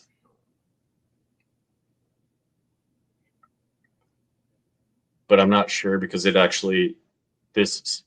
I'm correct, and I don't even know, it's just a hypothesis, but like if this theory were to be correct, this animal that I have, it could be heterozygous for the IMG trait, or it could be homozygous as well, based on the pairing. So I don't really know, but I have an animal that is not a black axanthic, that is sort of a darker colored black back type animal. It doesn't look quite normal. And it's dark.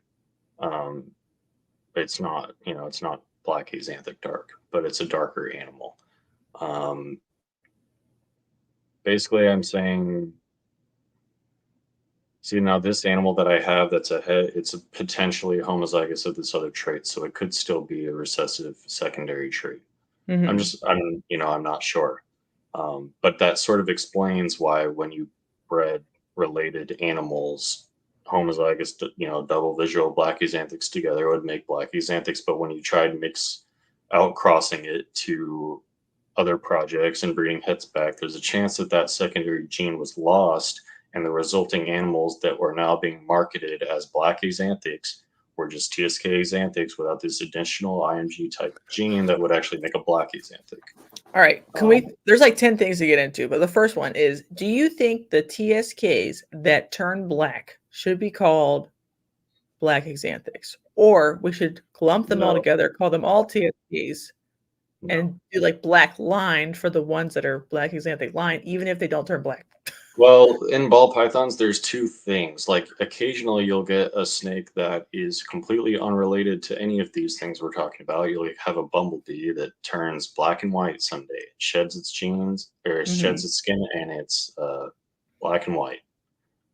It essentially, they'll take on an IMG type. So you have these animals that for whatever reason wake up one day and it has like an IMG function has occurred to it.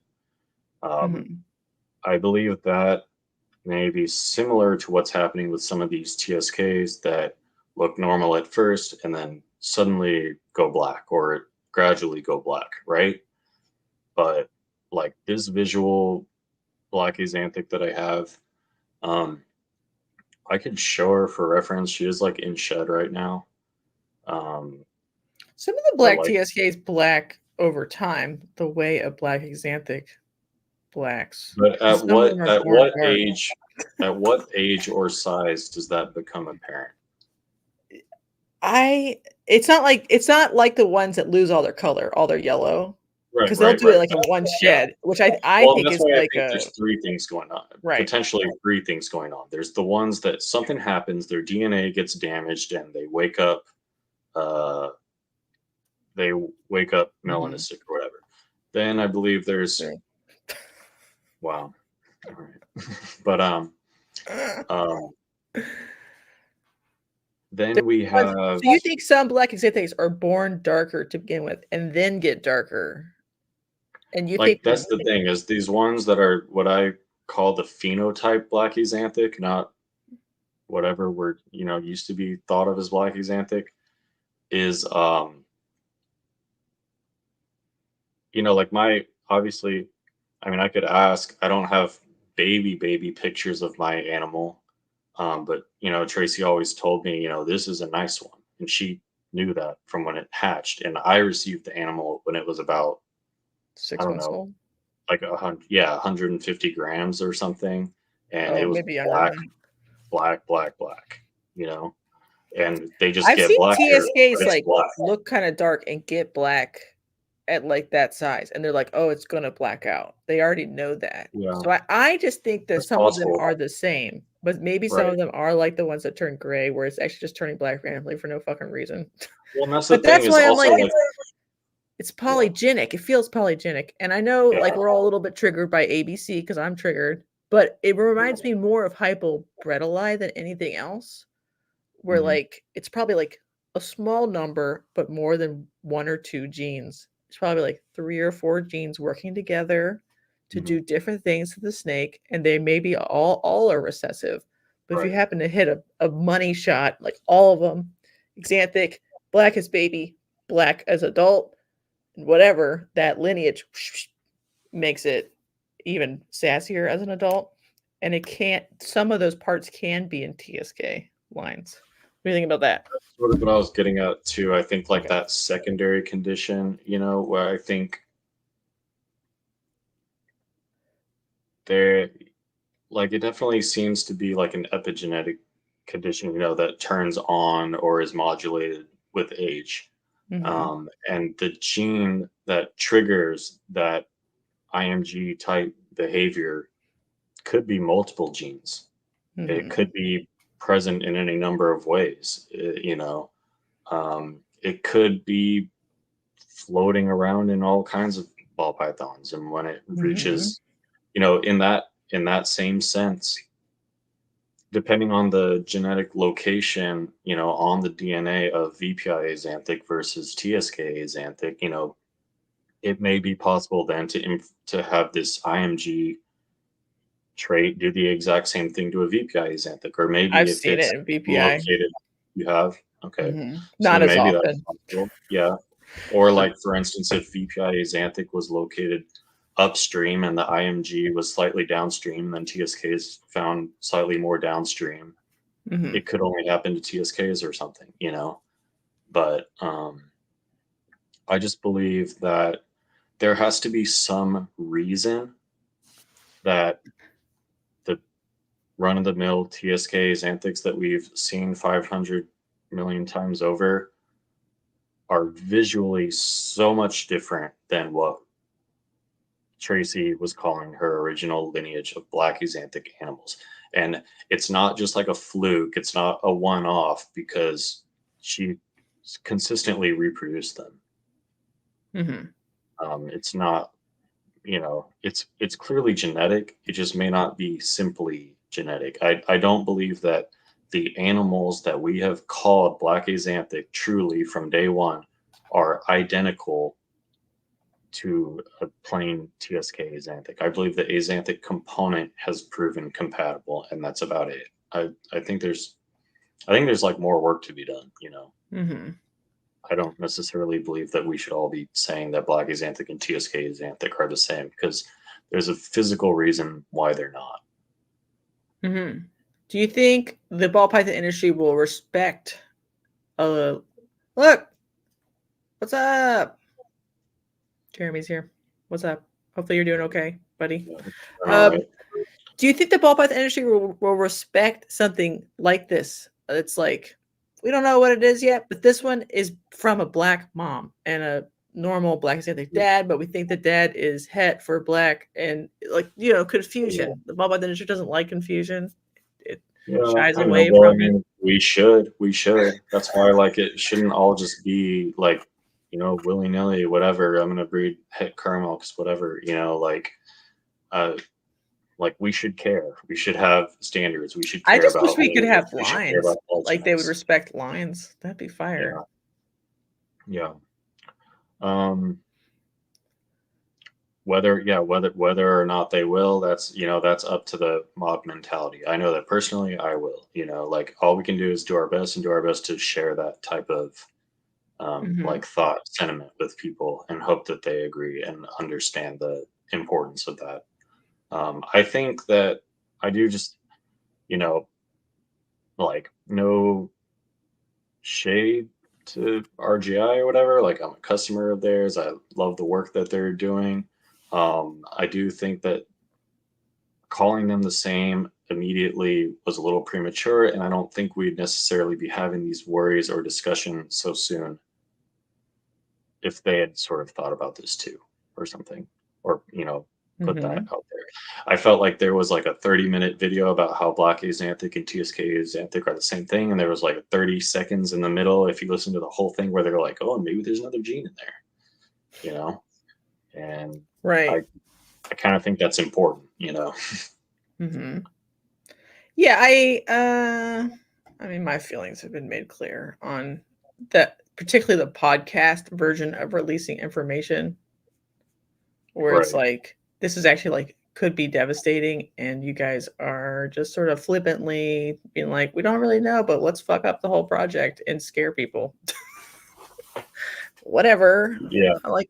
I do think more we should definitely focus on the fact that there may still be a distinction, and that's all it is. Like maybe there is, maybe there's not. There needs to be more work done. And and also maybe send it off to another lab to corroborate your findings or something. Or even just do your best to compare. See, the thing is the Black Axanthic test now that we have or whatever. Like I'm sure that someone has sent in a true. Obviously, they had Justin on the show. I know that Justin has Black Axanthic animals that descended from Tracy's lineage, so hopefully the test wasn't devised by people breeding the outcrossed TSK or Don't something. you think Justin's are outcrossed? Because first thing he did was put incomplete dominant morphs in them to morph out. Well, they are that's what I mean though, but it's like whatever Axanthic component in there, it has to be linked to the original lineage at some point, at least. I don't believe that the test was falsely created using what people thought were Black Axanthics, and they were actually. Oh yeah, I'm not saying that either. Yeah, I'm not saying that, but I do think. Well, I absolutely think, and I know Justin's were outcrossed. The thing is, any of his resulting offspring, we have all the ones he made. I don't remember what they were, but the hypo Black Axanthic pied combos and stuff. Those they were cool. The blackhead leopard. Yeah, no, they looked great, but it's the thing is it just comes down to odds then. If we're saying, or if I'm suggesting that there could be another IMG component that could even potentially be recessive, then all these downstream babies that we're seeing, they could be true Black Axanthic, or it may have not lined up. They may just be all those genes in a TSK Axanthic, which would still look sick, So it's hard to tell. But is Tracy also just line breed her Black Axanthic now? They're just inbred? I mean, don't get her in trouble, but because a lot of times people are this is 100% pure whatever, leopard gecko, hognose, whatever world, and that just means they've never outcrossed that shit. It is inbred as to fuck, and it could be 5 generations of inbreeding. But is that what? No, I mean did she ever imply that she has pure ones? No, for one, it's I don't know. I'm speaking about something that she's never explicitly told me. Okay, so don't make up stuff that's not real. That's what I'm saying. I'm not going to, but I know that she understands the importance of outcrossing and has certainly outcrossed it. I just know that she is, you can evaluate the phenotypes of these animals. She's said basically if you take one of the real black ones and breed it to one of the real black ones, I mean, it may have been outcrossed and crossed back in and outcrossed or whatever, you know, but I don't know. Yeah, it's hard. I haven't heard anything about the McKinsey zebra thing. I'm just staying away from it because it's like, and that was another one. They said acid and confusion were testing different, but they didn't have a good test for acid or confused. Like it wasn't fully accurate. So like, how are they saying it's different? Unless they've announced something new. And Jeremy says they did test different. I just think they need to, like, before announcing stuff, work on it a little bit more. Maybe send it to another lab to double check. What about that? Maybe they are doing that, and this is what the results we're getting. I just think it's not really fair to the industry. What do you think about that?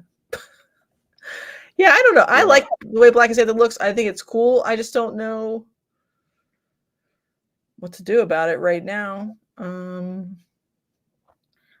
just, I don't know anything. The only thing I know is that the phenotype of a real, what I know as a black xanthic, like this female snake that I have in my rack, is different from anything that I've ever seen in just a pure TSK axanthic, and it is clearly genetically reproducible. It's not like a fluke animal. It's not just a nice one. Like it is a reproducible phenotype that is different. So something is occurring, you know? Mm-hmm.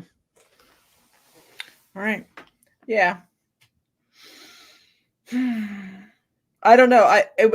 It'll be interesting to see if the like collective BallPython mind space will settle on like labeling the black ones something different, adding like an IMG the polygenic tag to Right. Well, that's what I'm saying. Like, I think we ought to have sort of figured this out before we started making claims and stuff, because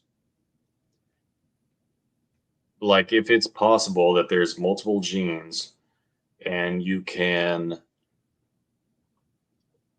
lose the gene along the way, and then we have people just selling TSK axanthics that they're calling black axanthics, it confuses people. And a lot of people maybe have never even seen the original black axanthic, and they just think this new thing that's called a black axanthic is black axanthic. They said it's the same as TSK. Well, it looks exactly the same too. You know, I think a lot of people are going to be confused, and it's just really important that this information, like this opinion, at least reaches the public.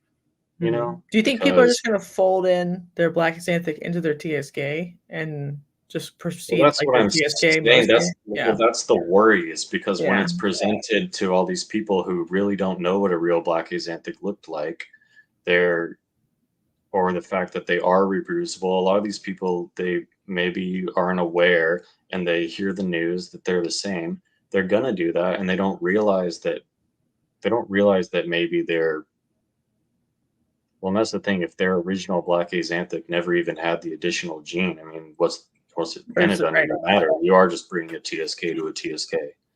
But right, my black xanthic is from. I know I'm not breeding mine to just anything.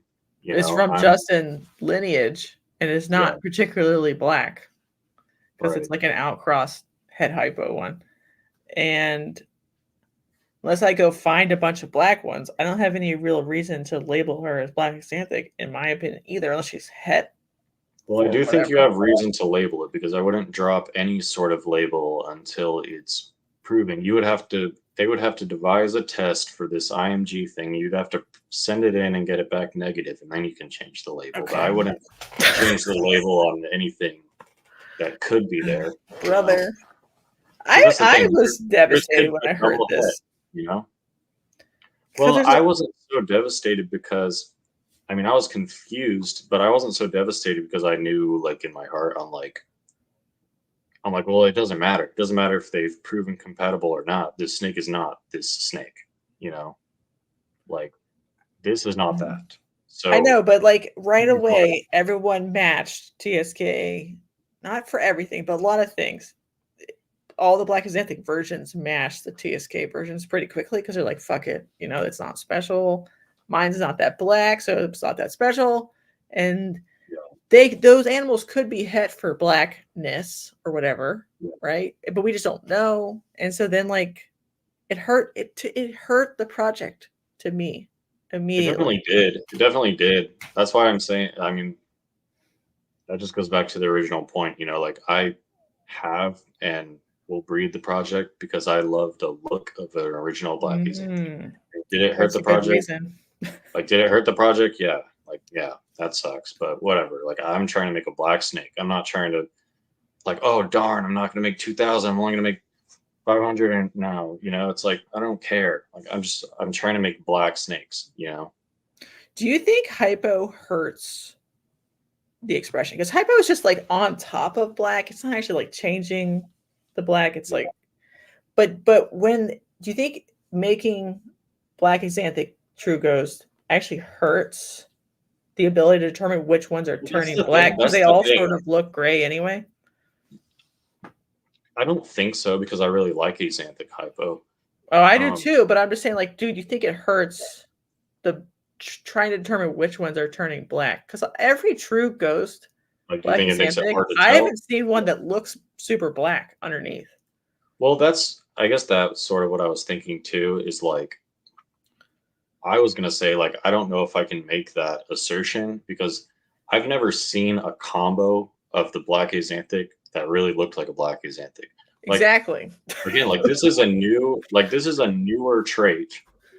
I'm just saying, like, just imagine this is a double recessive gene or whatever, or imagine the incomplete dominant heterozygous is so subtle that he just gets lost often or something, like.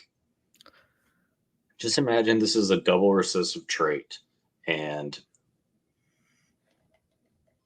it's like taking a desert ghost clown and breeding it to a pied het desert ghost and making, or like, it's like taking a desert ghost clown pied and breeding it to a pied het desert ghost and making a pied desert ghost and saying this is a pied desert ghost clown.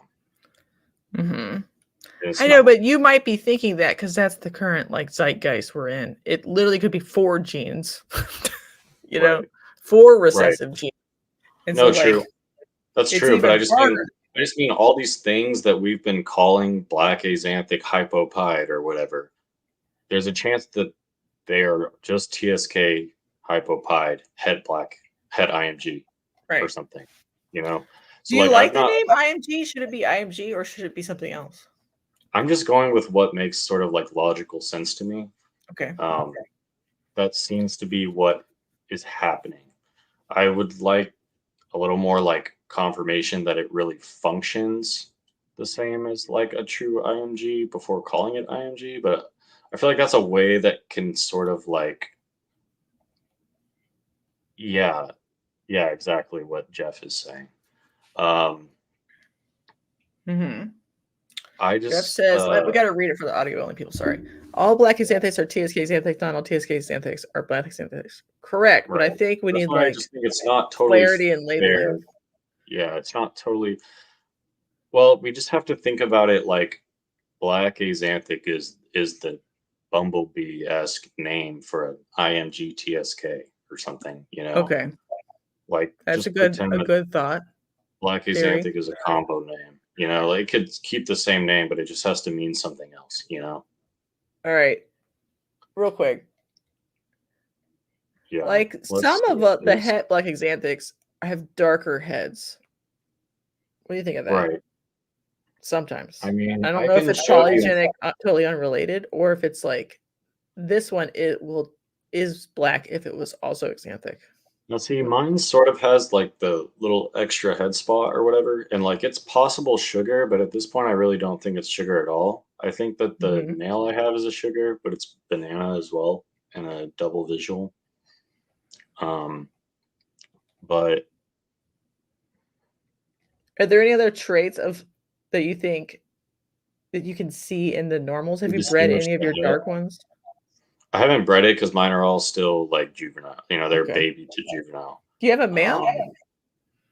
Yeah, like I can show you these animals if I like. I think Chris Eaton or someone said like, you know, no one wants to see your fucking snake at 720p on the podcast. Well, do you have a picture Uh, on your Instagram? It is better to show a picture. I know, and I was gonna post one because I wanted to have some reference, but I didn't, and then the female went into shed.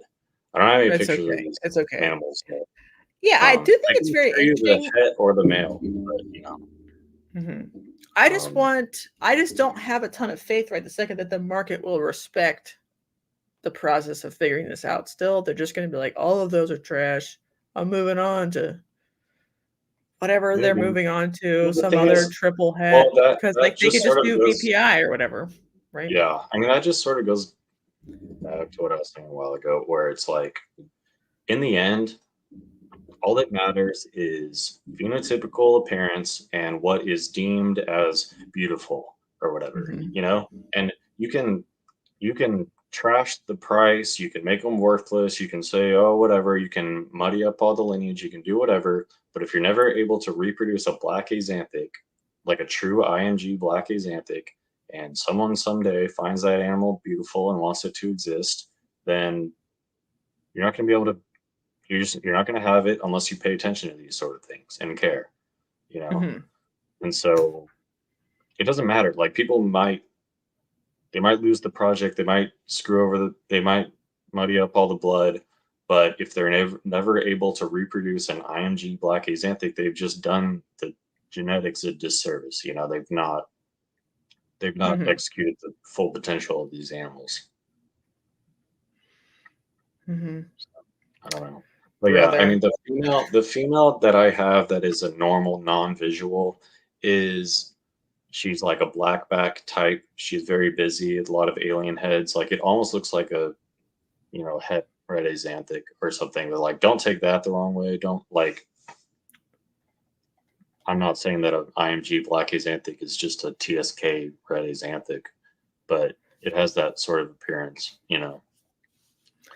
Um, It is weird that like black back types are less common in the hobby than I feel like they were 20 years ago.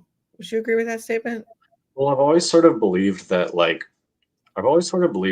that was like one of the more common Actual morphs yeah, like one of the that was more common imported. like phenotypical like variants of a normal essentially.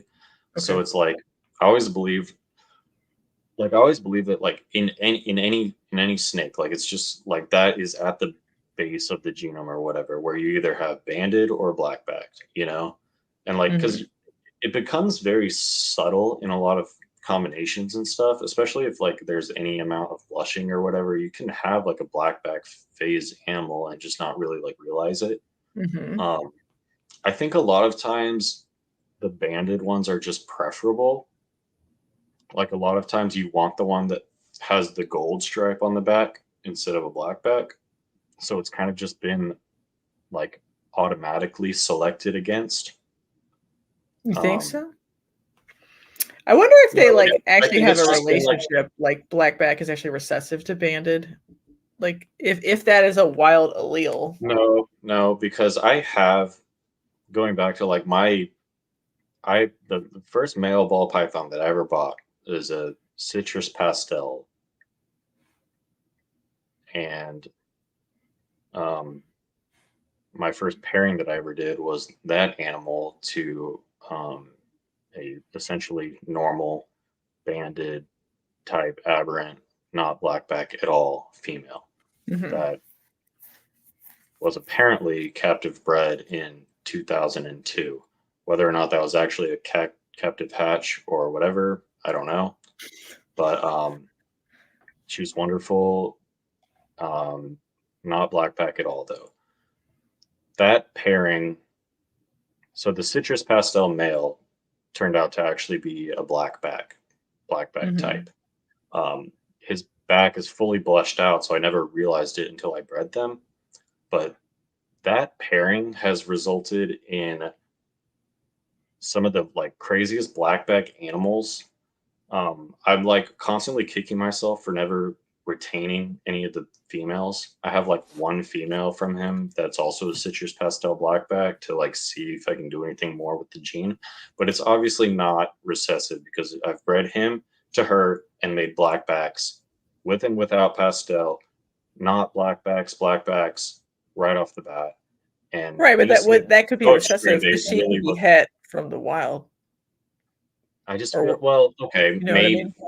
Yeah, maybe This if is the it's like problem a with very crested geckos. This just sounds yeah, like if it's crested like a geckos, very prevalent wild occurring gene right? that is recessive, that's Well, possible. yeah, because like half the population is abandoned, half of it's blackback. Because like in crested Right, geckos, phantom is recessive to right, pattern, and everyone's right. like, it's just fucking random, and it's actually not. It's just I like know. everything It's is so het funny. phantom. Yeah.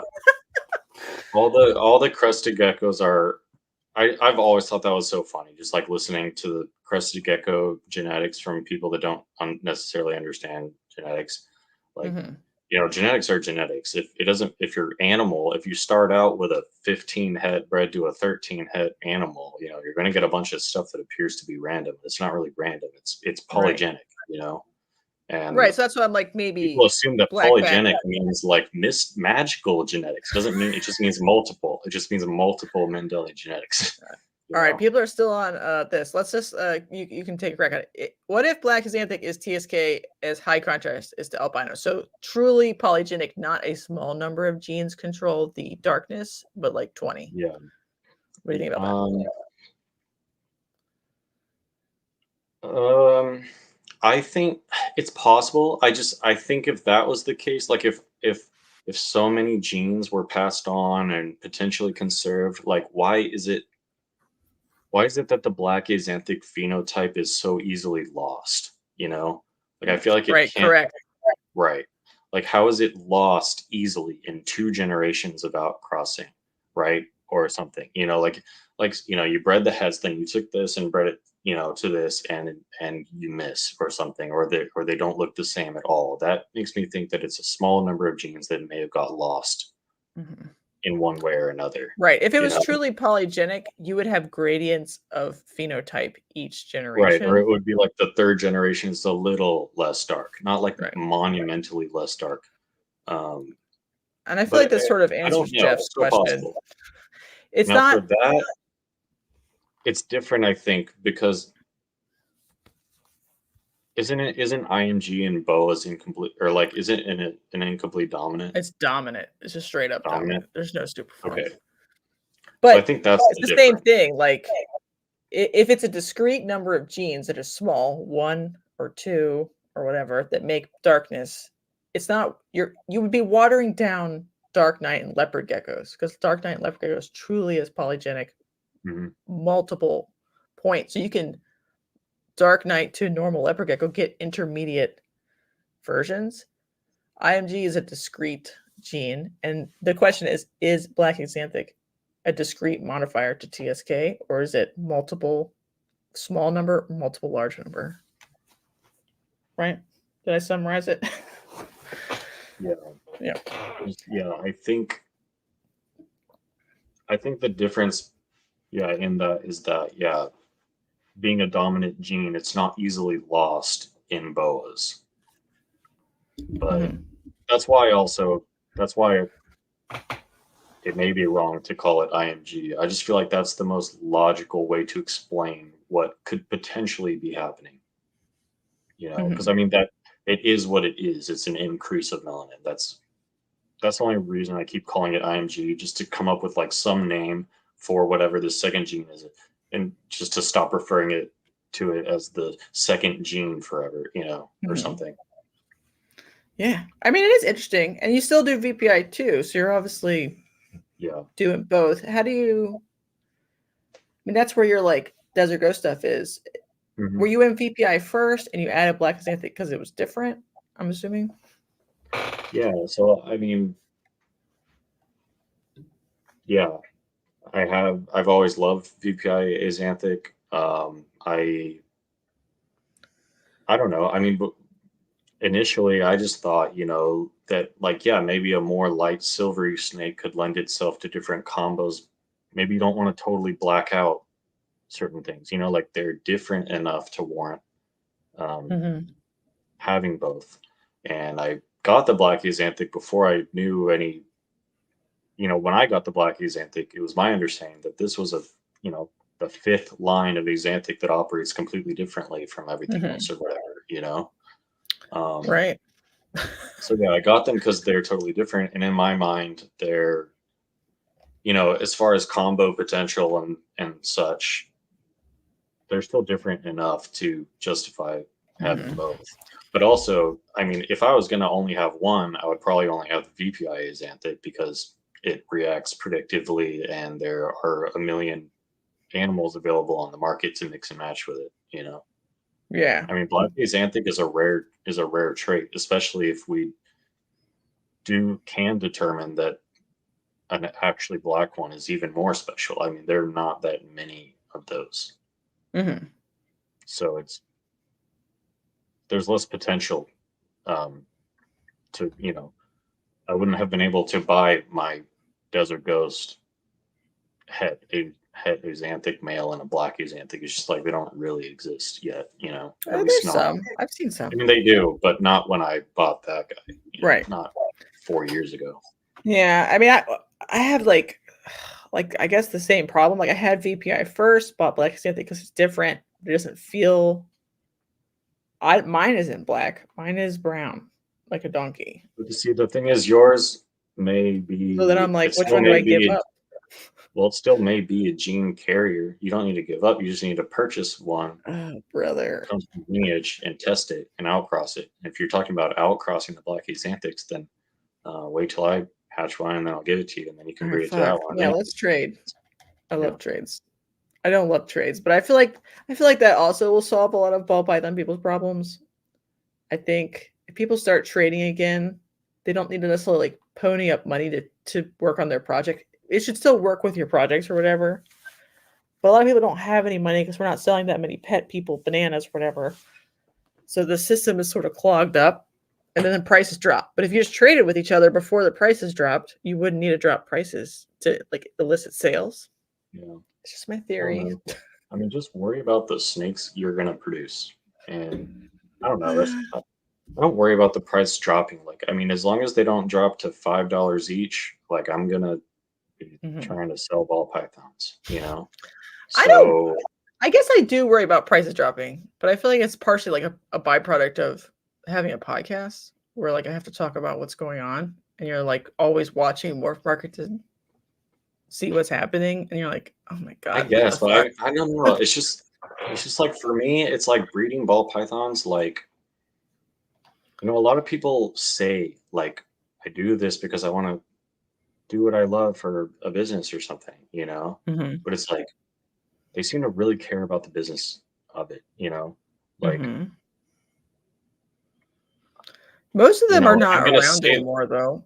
What's the thing? I don't know. It's like I'm gonna say the same thing. Like I do want what I love to become a business, but like I'm gonna do what I love at all costs. And what I love isn't selling expensive ball pythons. What I love is producing ball pythons. I'll do it at any price, And it's like, I don't know. Just like I don't worry too much about that. Like I don't like what other. You don't like go on Morelia Python radio and they're like, oh god, hypo bretels, they dropped from 600 to 500. I'm freaking out. They do that though. I know, but it's like, I don't know. Do they really, or do they just like talk about like I just hate that so much of ball python culture is price. Yeah, or not hate, but I just think it's funny that so much of like how you can like base a whole ball python podcast on not even talking about ball pythons. All you're doing is talking about what they're selling for. Like that's just so silly to me. Like why? I like what we just did. I like talking about like I like really. What if the prices were going up? Would that make people feel better about it, or you think no one should talk about it ever? I don't. I think it's great to talk about it. Like it's fine. I don't think it should be like it shouldn't be like I don't know. Just it shouldn't be so like industry focused. Like I want to exist in the industry at any cost, and I don't care, because what I love is taking a colored snake and mixing it with a different color snake and making something that I've never seen before, and it's so beautiful. That's always been my goal. Like I really truly get a kick out of just like when I think about my pairings, I don't think about the price. I don't think about what's hot. I think about what's going to be the prettiest thing I've ever seen, and maybe something I've never seen before, you know? And like, I really love talking about the genetics, about how to keep them, about their behavior, about the breeding, about cycling, about feeding, about, you know, methodology. Like I love ball pythons, and I would be happy to make a living working with ball pythons at any cost, you know? It to me, like, I think that's commendable, but it makes sense that people would be fixated on that because they spent $5,000 for the snake. So they would want to know, they would be fixated on how much it costs or how much their babies cost. They don't have to. Yeah, no, I know. I mean, it's fine. Even it's if great. they spend It's just like, it shouldn't $200 for matter. the snake. I don't know. It's fine. It's just like, I totally agree. And I love, again, I'm not anti-market. It's nothing, you know, like I said, I want to make a living on this, but it's because I really love it. Like, it's because I really love breeding ball pythons, not selling ball pythons, you know, but I understand it's a component and it's well worth talking about. I'm not anti one just because I prefer focusing on something else, you know. But at the same time, it's like, if you're gonna spend $5,000 on a snake and be all sad when the babies are 500, or freak out or quit when you're poor, like, just you're too focused on the money. Like, if you're not prepared, like, think about it. You can make it a business, but think about it as a hobby. Like, you know, I buy fucking trading cards all the time. I burn tons of money. I don't ever expect to make it back. Like, you have to, if you're gonna spend 5,000, you got to be prepared to burn 5,000 and then just have fun or something, you know. And if you're not, or if you can't take that kind of hit, you're also not going to be a good businessman, you know, or a woman or whatever. But I agree, and then sometimes I disagree, because people will roll up to a show, have a bunch of mispriced stuff. It's way too expensive because they think it's their fun hobby, so they can price it whatever way they want. Then they're mad at the show because they didn't sell anything. They've driven 8 hours to get there. Well, that's what I mean. Then they're liars. Like, they're liars. They're not really in it for the hobby. Because if you're mad at the show, mad at the show because of pricing, then you're not. It doesn't matter. You're a liar. Right. Yeah. I want pricing to be fair and accurate, and I would like to know pricing, but that's just like a personal thing.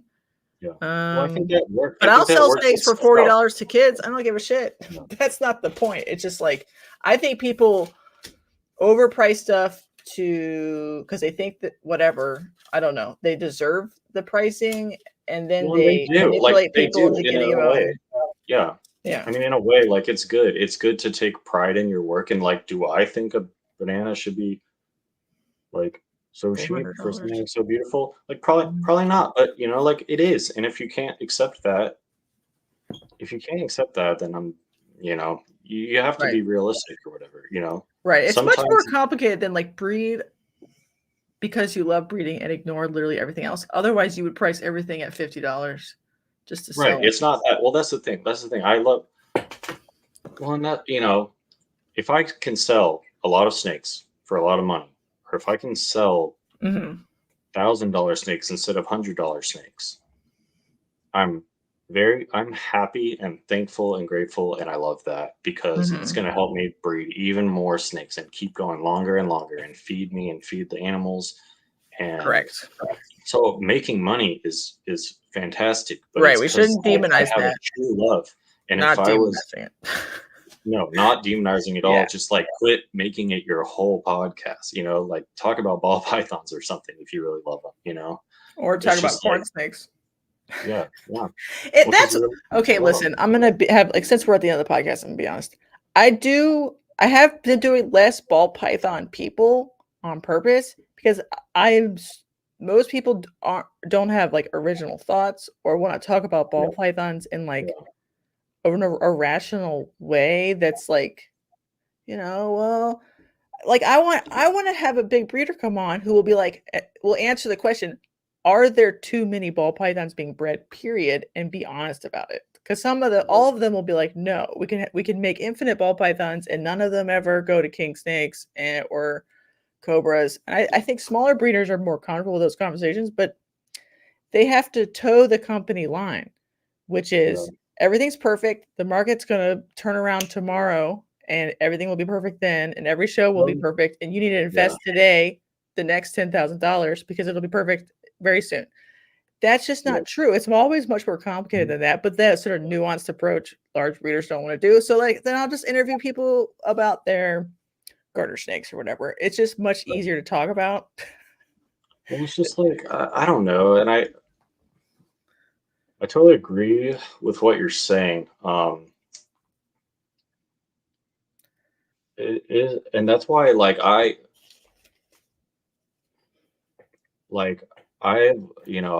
don't know. It's just like I really love ball pythons, and I also find myself really not listening to like a lot of ball python content. Like,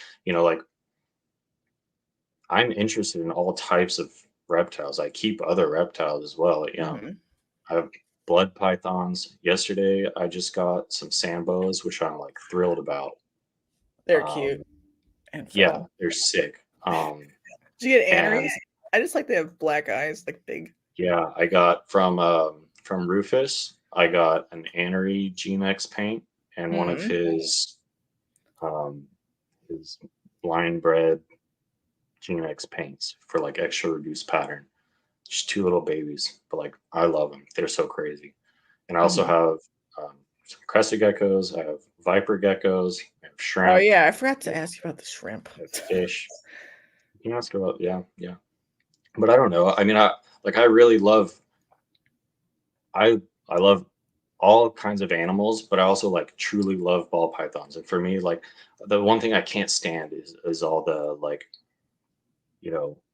I love ball pythons, but there's more out there or whatever, or like no one can speak about ball pythons without like subtly putting them down or like being embarrassed to say so, and I think that's so ridiculous. Like if you have to take that stand and just stop talking about ball pythons and like leave it to people who actually care about them.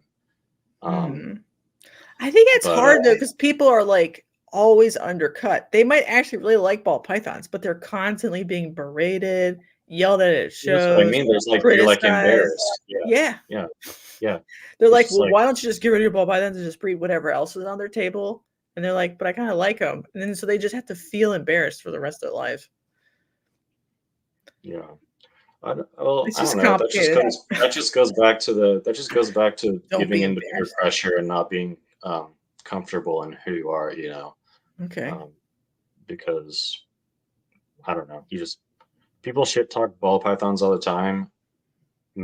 Have that just like give you fire to show them that they're wrong, not have to censor yourself and be like, subtly talking shit about them too.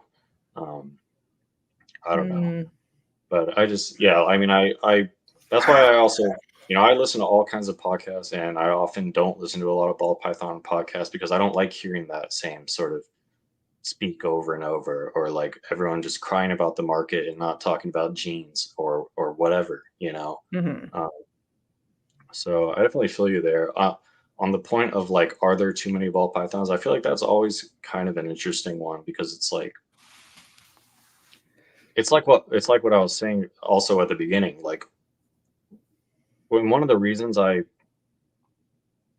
breed ball pythons and sell ball pythons is because I'm like very comfortable giving a ball python, with the right instruction for care to almost anyone, Like I have blood pythons and stuff. I do not believe that a blood python can necessarily live in every home in America. But if a ball python was in every home in America, I think we'd all be perfectly safe and happy and fine. And not that blood pythons aren't safe, but they can be a little scary when they're upset and stuff. I have no problem with the right instruction sending a ball python to almost anyone. And then sort of like what I was saying at the beginning, if only and I may not even be remembering this number correctly, but if only 3% of Americans own a reptile, is there room for more of America to own a ball python? Like, absolutely. And the next part But is it just ethical get to like wait for us to expand the market on the backs of animals? There's something well, about no, that, like the demand needs to expand before there should not be before an you make animals that oversupply nobody, before yeah. that's true. That's a big component of it. The only other point I have on that, are there too many ball pythons though, is I think it's kind of funny that all of us as small breeders are getting mad at each other for making too many ball pythons. Meanwhile, Gourmet Rodent is in the shadows producing 5,000 clutches of ball pythons a year or more or whatever, and disseminating them out into the world. Like, why are we yelling at each other? Like, oh my God, you made 100 clutches. That's so irresponsible. You should have only made 10 clutches. Gourmet Rodent hatches another 5,000. And then, They might have it's like, hatched less though, because their orders went well, down maybe, but so the thing much. is, and I'm not dissing on Gourmet Rodent. I'm just saying that if anyone needs to slow, like if there's a problem with oversupply, you should be looking at the person with the highest supply. You shouldn't all be bitching at each other at the bottom of the rank, And Well, it's so like, I go back and forth, like there also may be more capacity than we realize. right. I think if you can sell your production or take care of it long enough that it's fine, then you could probably breed ad libitum with the amount that you are comfortable with in that network. But some people like breed, can't take care of them. They're 200 grams. They're 2 years old. They're, clearly those people are overbreeding for their own capacity to sell and take care of. So like, Well, I right, think, and I animals think should it's like never suffer fair for to any be like, reason. hey, Yeah. don't overbreed. It's not a fast selling market. And even if you're small, because you can't sell them fast enough. And some people could breed more because they're okay. But a large breeder shouldn't necessarily encourage everybody that is their followers to just breed exactly the same amount as always. Mhm. What do you think about No, that? absolutely, absolutely. I mean, everything that I'm saying is like under the assumption that whatever number you produce or sell are perfectly cared for. That if anything is suffering for any reason, you're absolutely doing too much for yourself. It needs to stop immediately. So Right. that has to go without saying. Like I considered not breeding any ball pythons this year. And I was like, okay, I did a couple of shows where I like sold ball pythons really well. And I was like, okay, I don't have that much left over 2023 stuff. So I can carry 2024 stuff. So I bred for 2024. I have some. I've been selling them pretty at a rate that they'll be basically sold out by next summer. So it makes me feel comfortable breeding this fall. But if it starts to stop and I need to sell old stuff, I don't need to breed more. You know what I mean? I sort of did the same thing too. Like after the COVID boom, I sort of saw things slowing down a little bit. And so this last year, any female that laid eggs the previous year, I rested this year. And I only bred new females. So I'm only having, I mean, I'm having a measly amount of clutches, like it's laughable or whatever. But I'm producing all the things. I'm very excited for what I'm hatching and stuff. I just hatched this blackhead thing that is crazy. I did not even see it coming. It's like a blackhead, Enchi, yellow belly. Wait, what is it? It might be like a firefly blackhead, Enchi, yellow belly, and it's like the pattern is yellow and the blushing is like super orange and just goes over the whole entire snake. And then I also hatched like the lesser version of that or something, which is like the same thing but like super bright. It's like it's like yellow pattern, but then the flames and blushing are like white, so it looks like inverse, but then the head is still black. Sweet. Yeah, I love blackhead, like incomplete dominant combos. Yeah. They're like really weird every time. They're just like No, it's unusually, cool. Yeah. and some of them turn like olive toned. Yeah, that's how my breed. The father of that clutch is a blackhead Enchi yellow belly, and yeah, he's like that kind of. Mhm. Some snakes they like almost have like they're not green, but it like feels like they are. Mhm. Yeah. I know exactly what you're talking about. Yeah, that's like a very cool feature of like not chasing necessarily a recessive morph combo because they look better without a recessive. Like blackhead Yeah. codon combos to me look better Yeah. by themselves sometimes. Yeah, I love blackhead. I don't necessarily love like blackhead clown, for instance, but at the same I think time, it's cool, but I think it's like I way might need to go the different. right It's like a direction. different thing. Yeah, yeah, I might need to just go a different direction. Yeah, Yeah. but I don't know. I Cannon mean, says, oh, sorry, let me read this. I think the large ball python breeders are seeing a bigger effect on the market saturation than the smaller ones. At NRBC Dallas, I noticed the large booths weren't getting the attention. Would you agree or disagree with that statement? Also, what's up, Jake? um, I don't know because I didn't really get any time to walk Walk around and see around. what anyone else was doing. But I do know that that Dallas was infinitely better for me than the first Dallas. I know there was like some moving pains or whatever, Mhm. it always like sucks to move into a new location. And the new room was way better too, just with it being bigger and open. Um, I know I did way better at that show, and yeah, as a small breeder, I think people were paying attention to me and seeing my stuff and having good conversations. And I sold a good number of animals, especially compared to the first Dallas. Um, Mhm. I mean, it was a good show for me, and sort of like on what you were saying about like what pet people are willing to spend or whatever.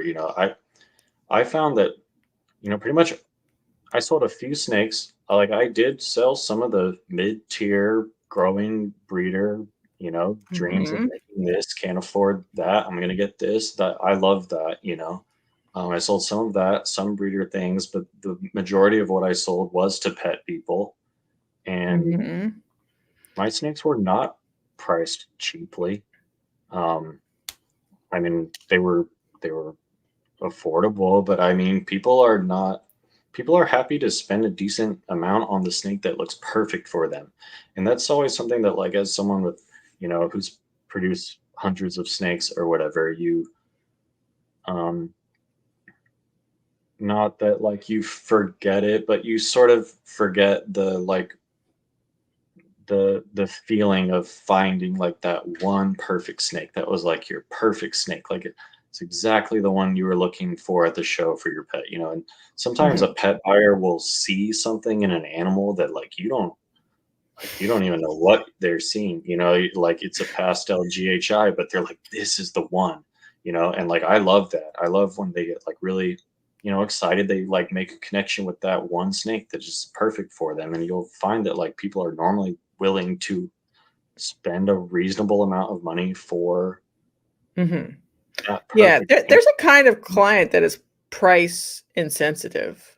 Um, I mean, Right. maybe under like $500, but like they No, actually and do all not these care animals which. I'm talking about were, yeah, 1 to 300 or Right. They something. But to don't me, care that's still a which lot. 1 to 300. They just want to like it. Hmm. And that's true in corn steaks too. Like I could put corn steaks out for 40, 50. And so price sensitive buyers will buy those. But most people will still prefer to buy one. It's 150 or 175 or 200 corn steak wise because it looks, I don't know, like something that they want more like normals. Right. They won't buy a normal even though because like the price difference is irrelevant. They're Yeah. not, they just want to spend sub $300 on a corn snake. Yeah. They don't No, care I what get it that. I is. get that. I'm like that too, and I'm also, I'm extremely picky. That's how I've also like built my collection is on extremely high standards, or for visual appearance and stuff. And like because I can find, I'm not searching based on necessarily the exact looks. I'm searching first based on genetics, but I might find the snake with the exact genetics I want. And if it's not like the best one I've ever seen in my life, I don't want it at all. And if it's $500 more than the one that's less perfect, I don't care what it takes. You know, I'm going to get the perfect one. And Mm-hmm. you know, people are like that on all different scales, and I always appreciate people who can understand that on any sort of scale. You know. Gosh. Yeah. Also, everybody hit the like button because every time we talk about ball pythons in anything but the most glowing and glazing of ways, there's like 5 downvotes. I would appreciate some upvotes. Thank you. Because everyone's like, you should never talk bad about the ball python hobby, and not even bad. Just talk about it in like a realistic way. Like, I hey, don't feel maybe like we're don't. talking bad. I don't feel like we're talking bad about them. I know, I but they'll truly love them. interpret it that way. Because if you tell someone they shouldn't breed the maximum number of females possible every year, you're somehow like hurting the market. I don't know. Because it means people won't have like extreme enthusiasm the next season when they buy a male. And I'm like, they don't have extreme enthusiasm for other reasons. It's not because I told them to maybe chill on half their breeding female population. Yeah. It's every time. Sorry. Any other final thoughts? Feelings? Not really. Dreams? I don't think so. I think people like ball pythons in the world, human meat popsicles out there. When I see them look at many kinds of snakes on my table, I breed many snakes.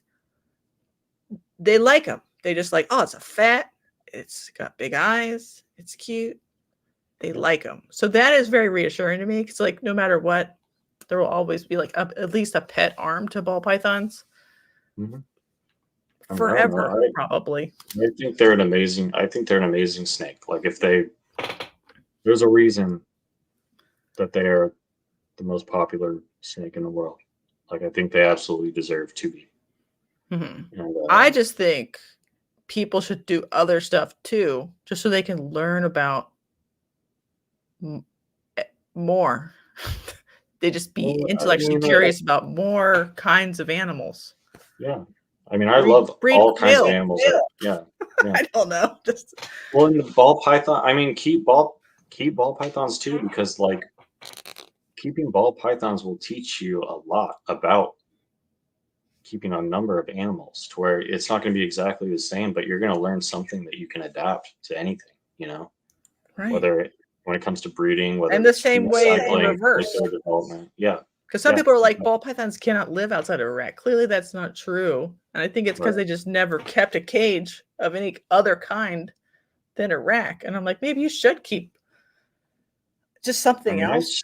I started keeping ball pythons in large terrariums, and I keep them the way I do now, which is in large, adequate tubs. Like I don't believe like a female ball python cannot live its whole life in a FB40 or whatever. I do not believe in the grayed out tubs. I do not believe that they only eat live. I, provide light cycles.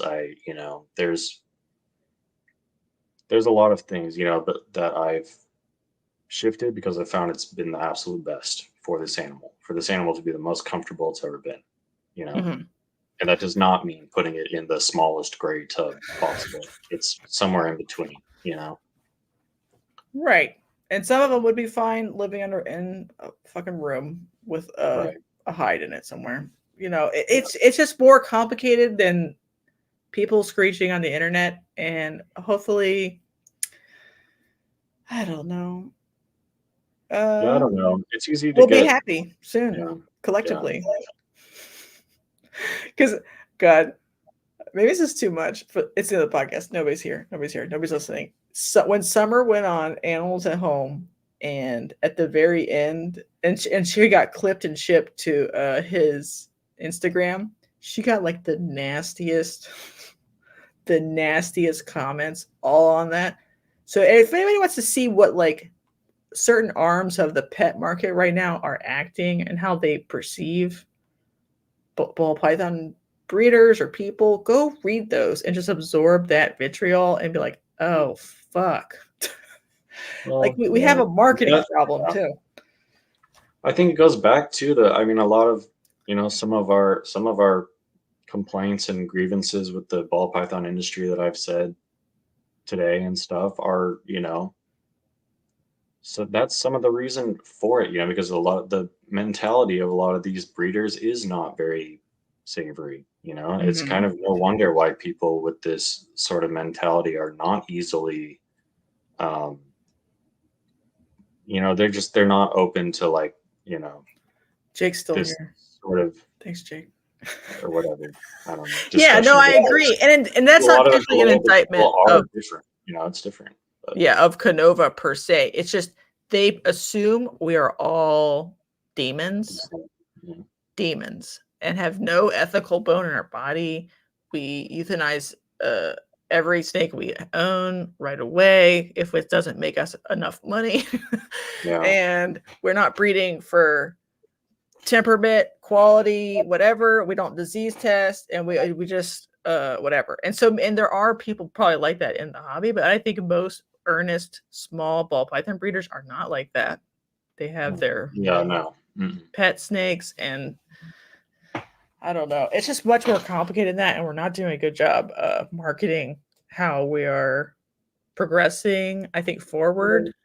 Well, it's hard. It's a really big task, but I think, Mhm. like I said, sort of not being scared or embarrassed to sort of like have these discussions and share these feelings with new people and um, other type of people with different opinions and stuff. If you're scared to like really present your heartfelt feelings about why, like I truly try my best and do the best for my animals, which I greatly love. And um, it's just it's very hard to like overcome all that, but Mhm. we have to just like try step by step to like find a better way to communicate with people and be open to these sort of ideas and stuff. Um, Yeah.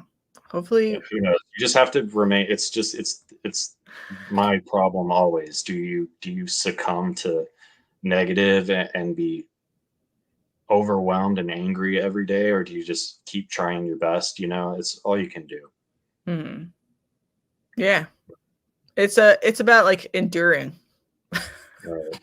Yeah. Like I don't know. I don't want to bring up Marcus Aurelius. It's probably really too late in the podcast for that. But sometimes I think about that. I'm just like, you just have to like people are like when I get into business or whatever or get into a hobby, I'm just gonna at this point I'm gonna be successful.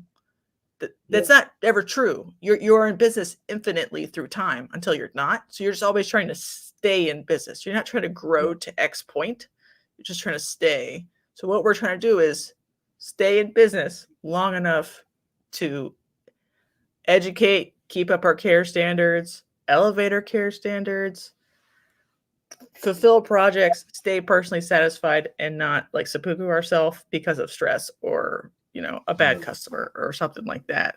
Right. Yeah. And yeah, we're just trying to endure. Oh fuck! All right, Jeff Leslie says, show rabbits and house rabbit people are the same. Yes, there's always different arms to a hobby, or like the feeder breeders and the people who can't imagine someone breeding rats for anything but pets. Those people are Yeah. different. Okay. All right, we're done. We did it. Let's wave. Say bye. Bye. Don't hate me, by the way. Also, So internet. long. It's The end okay. was bad. All right. Love you.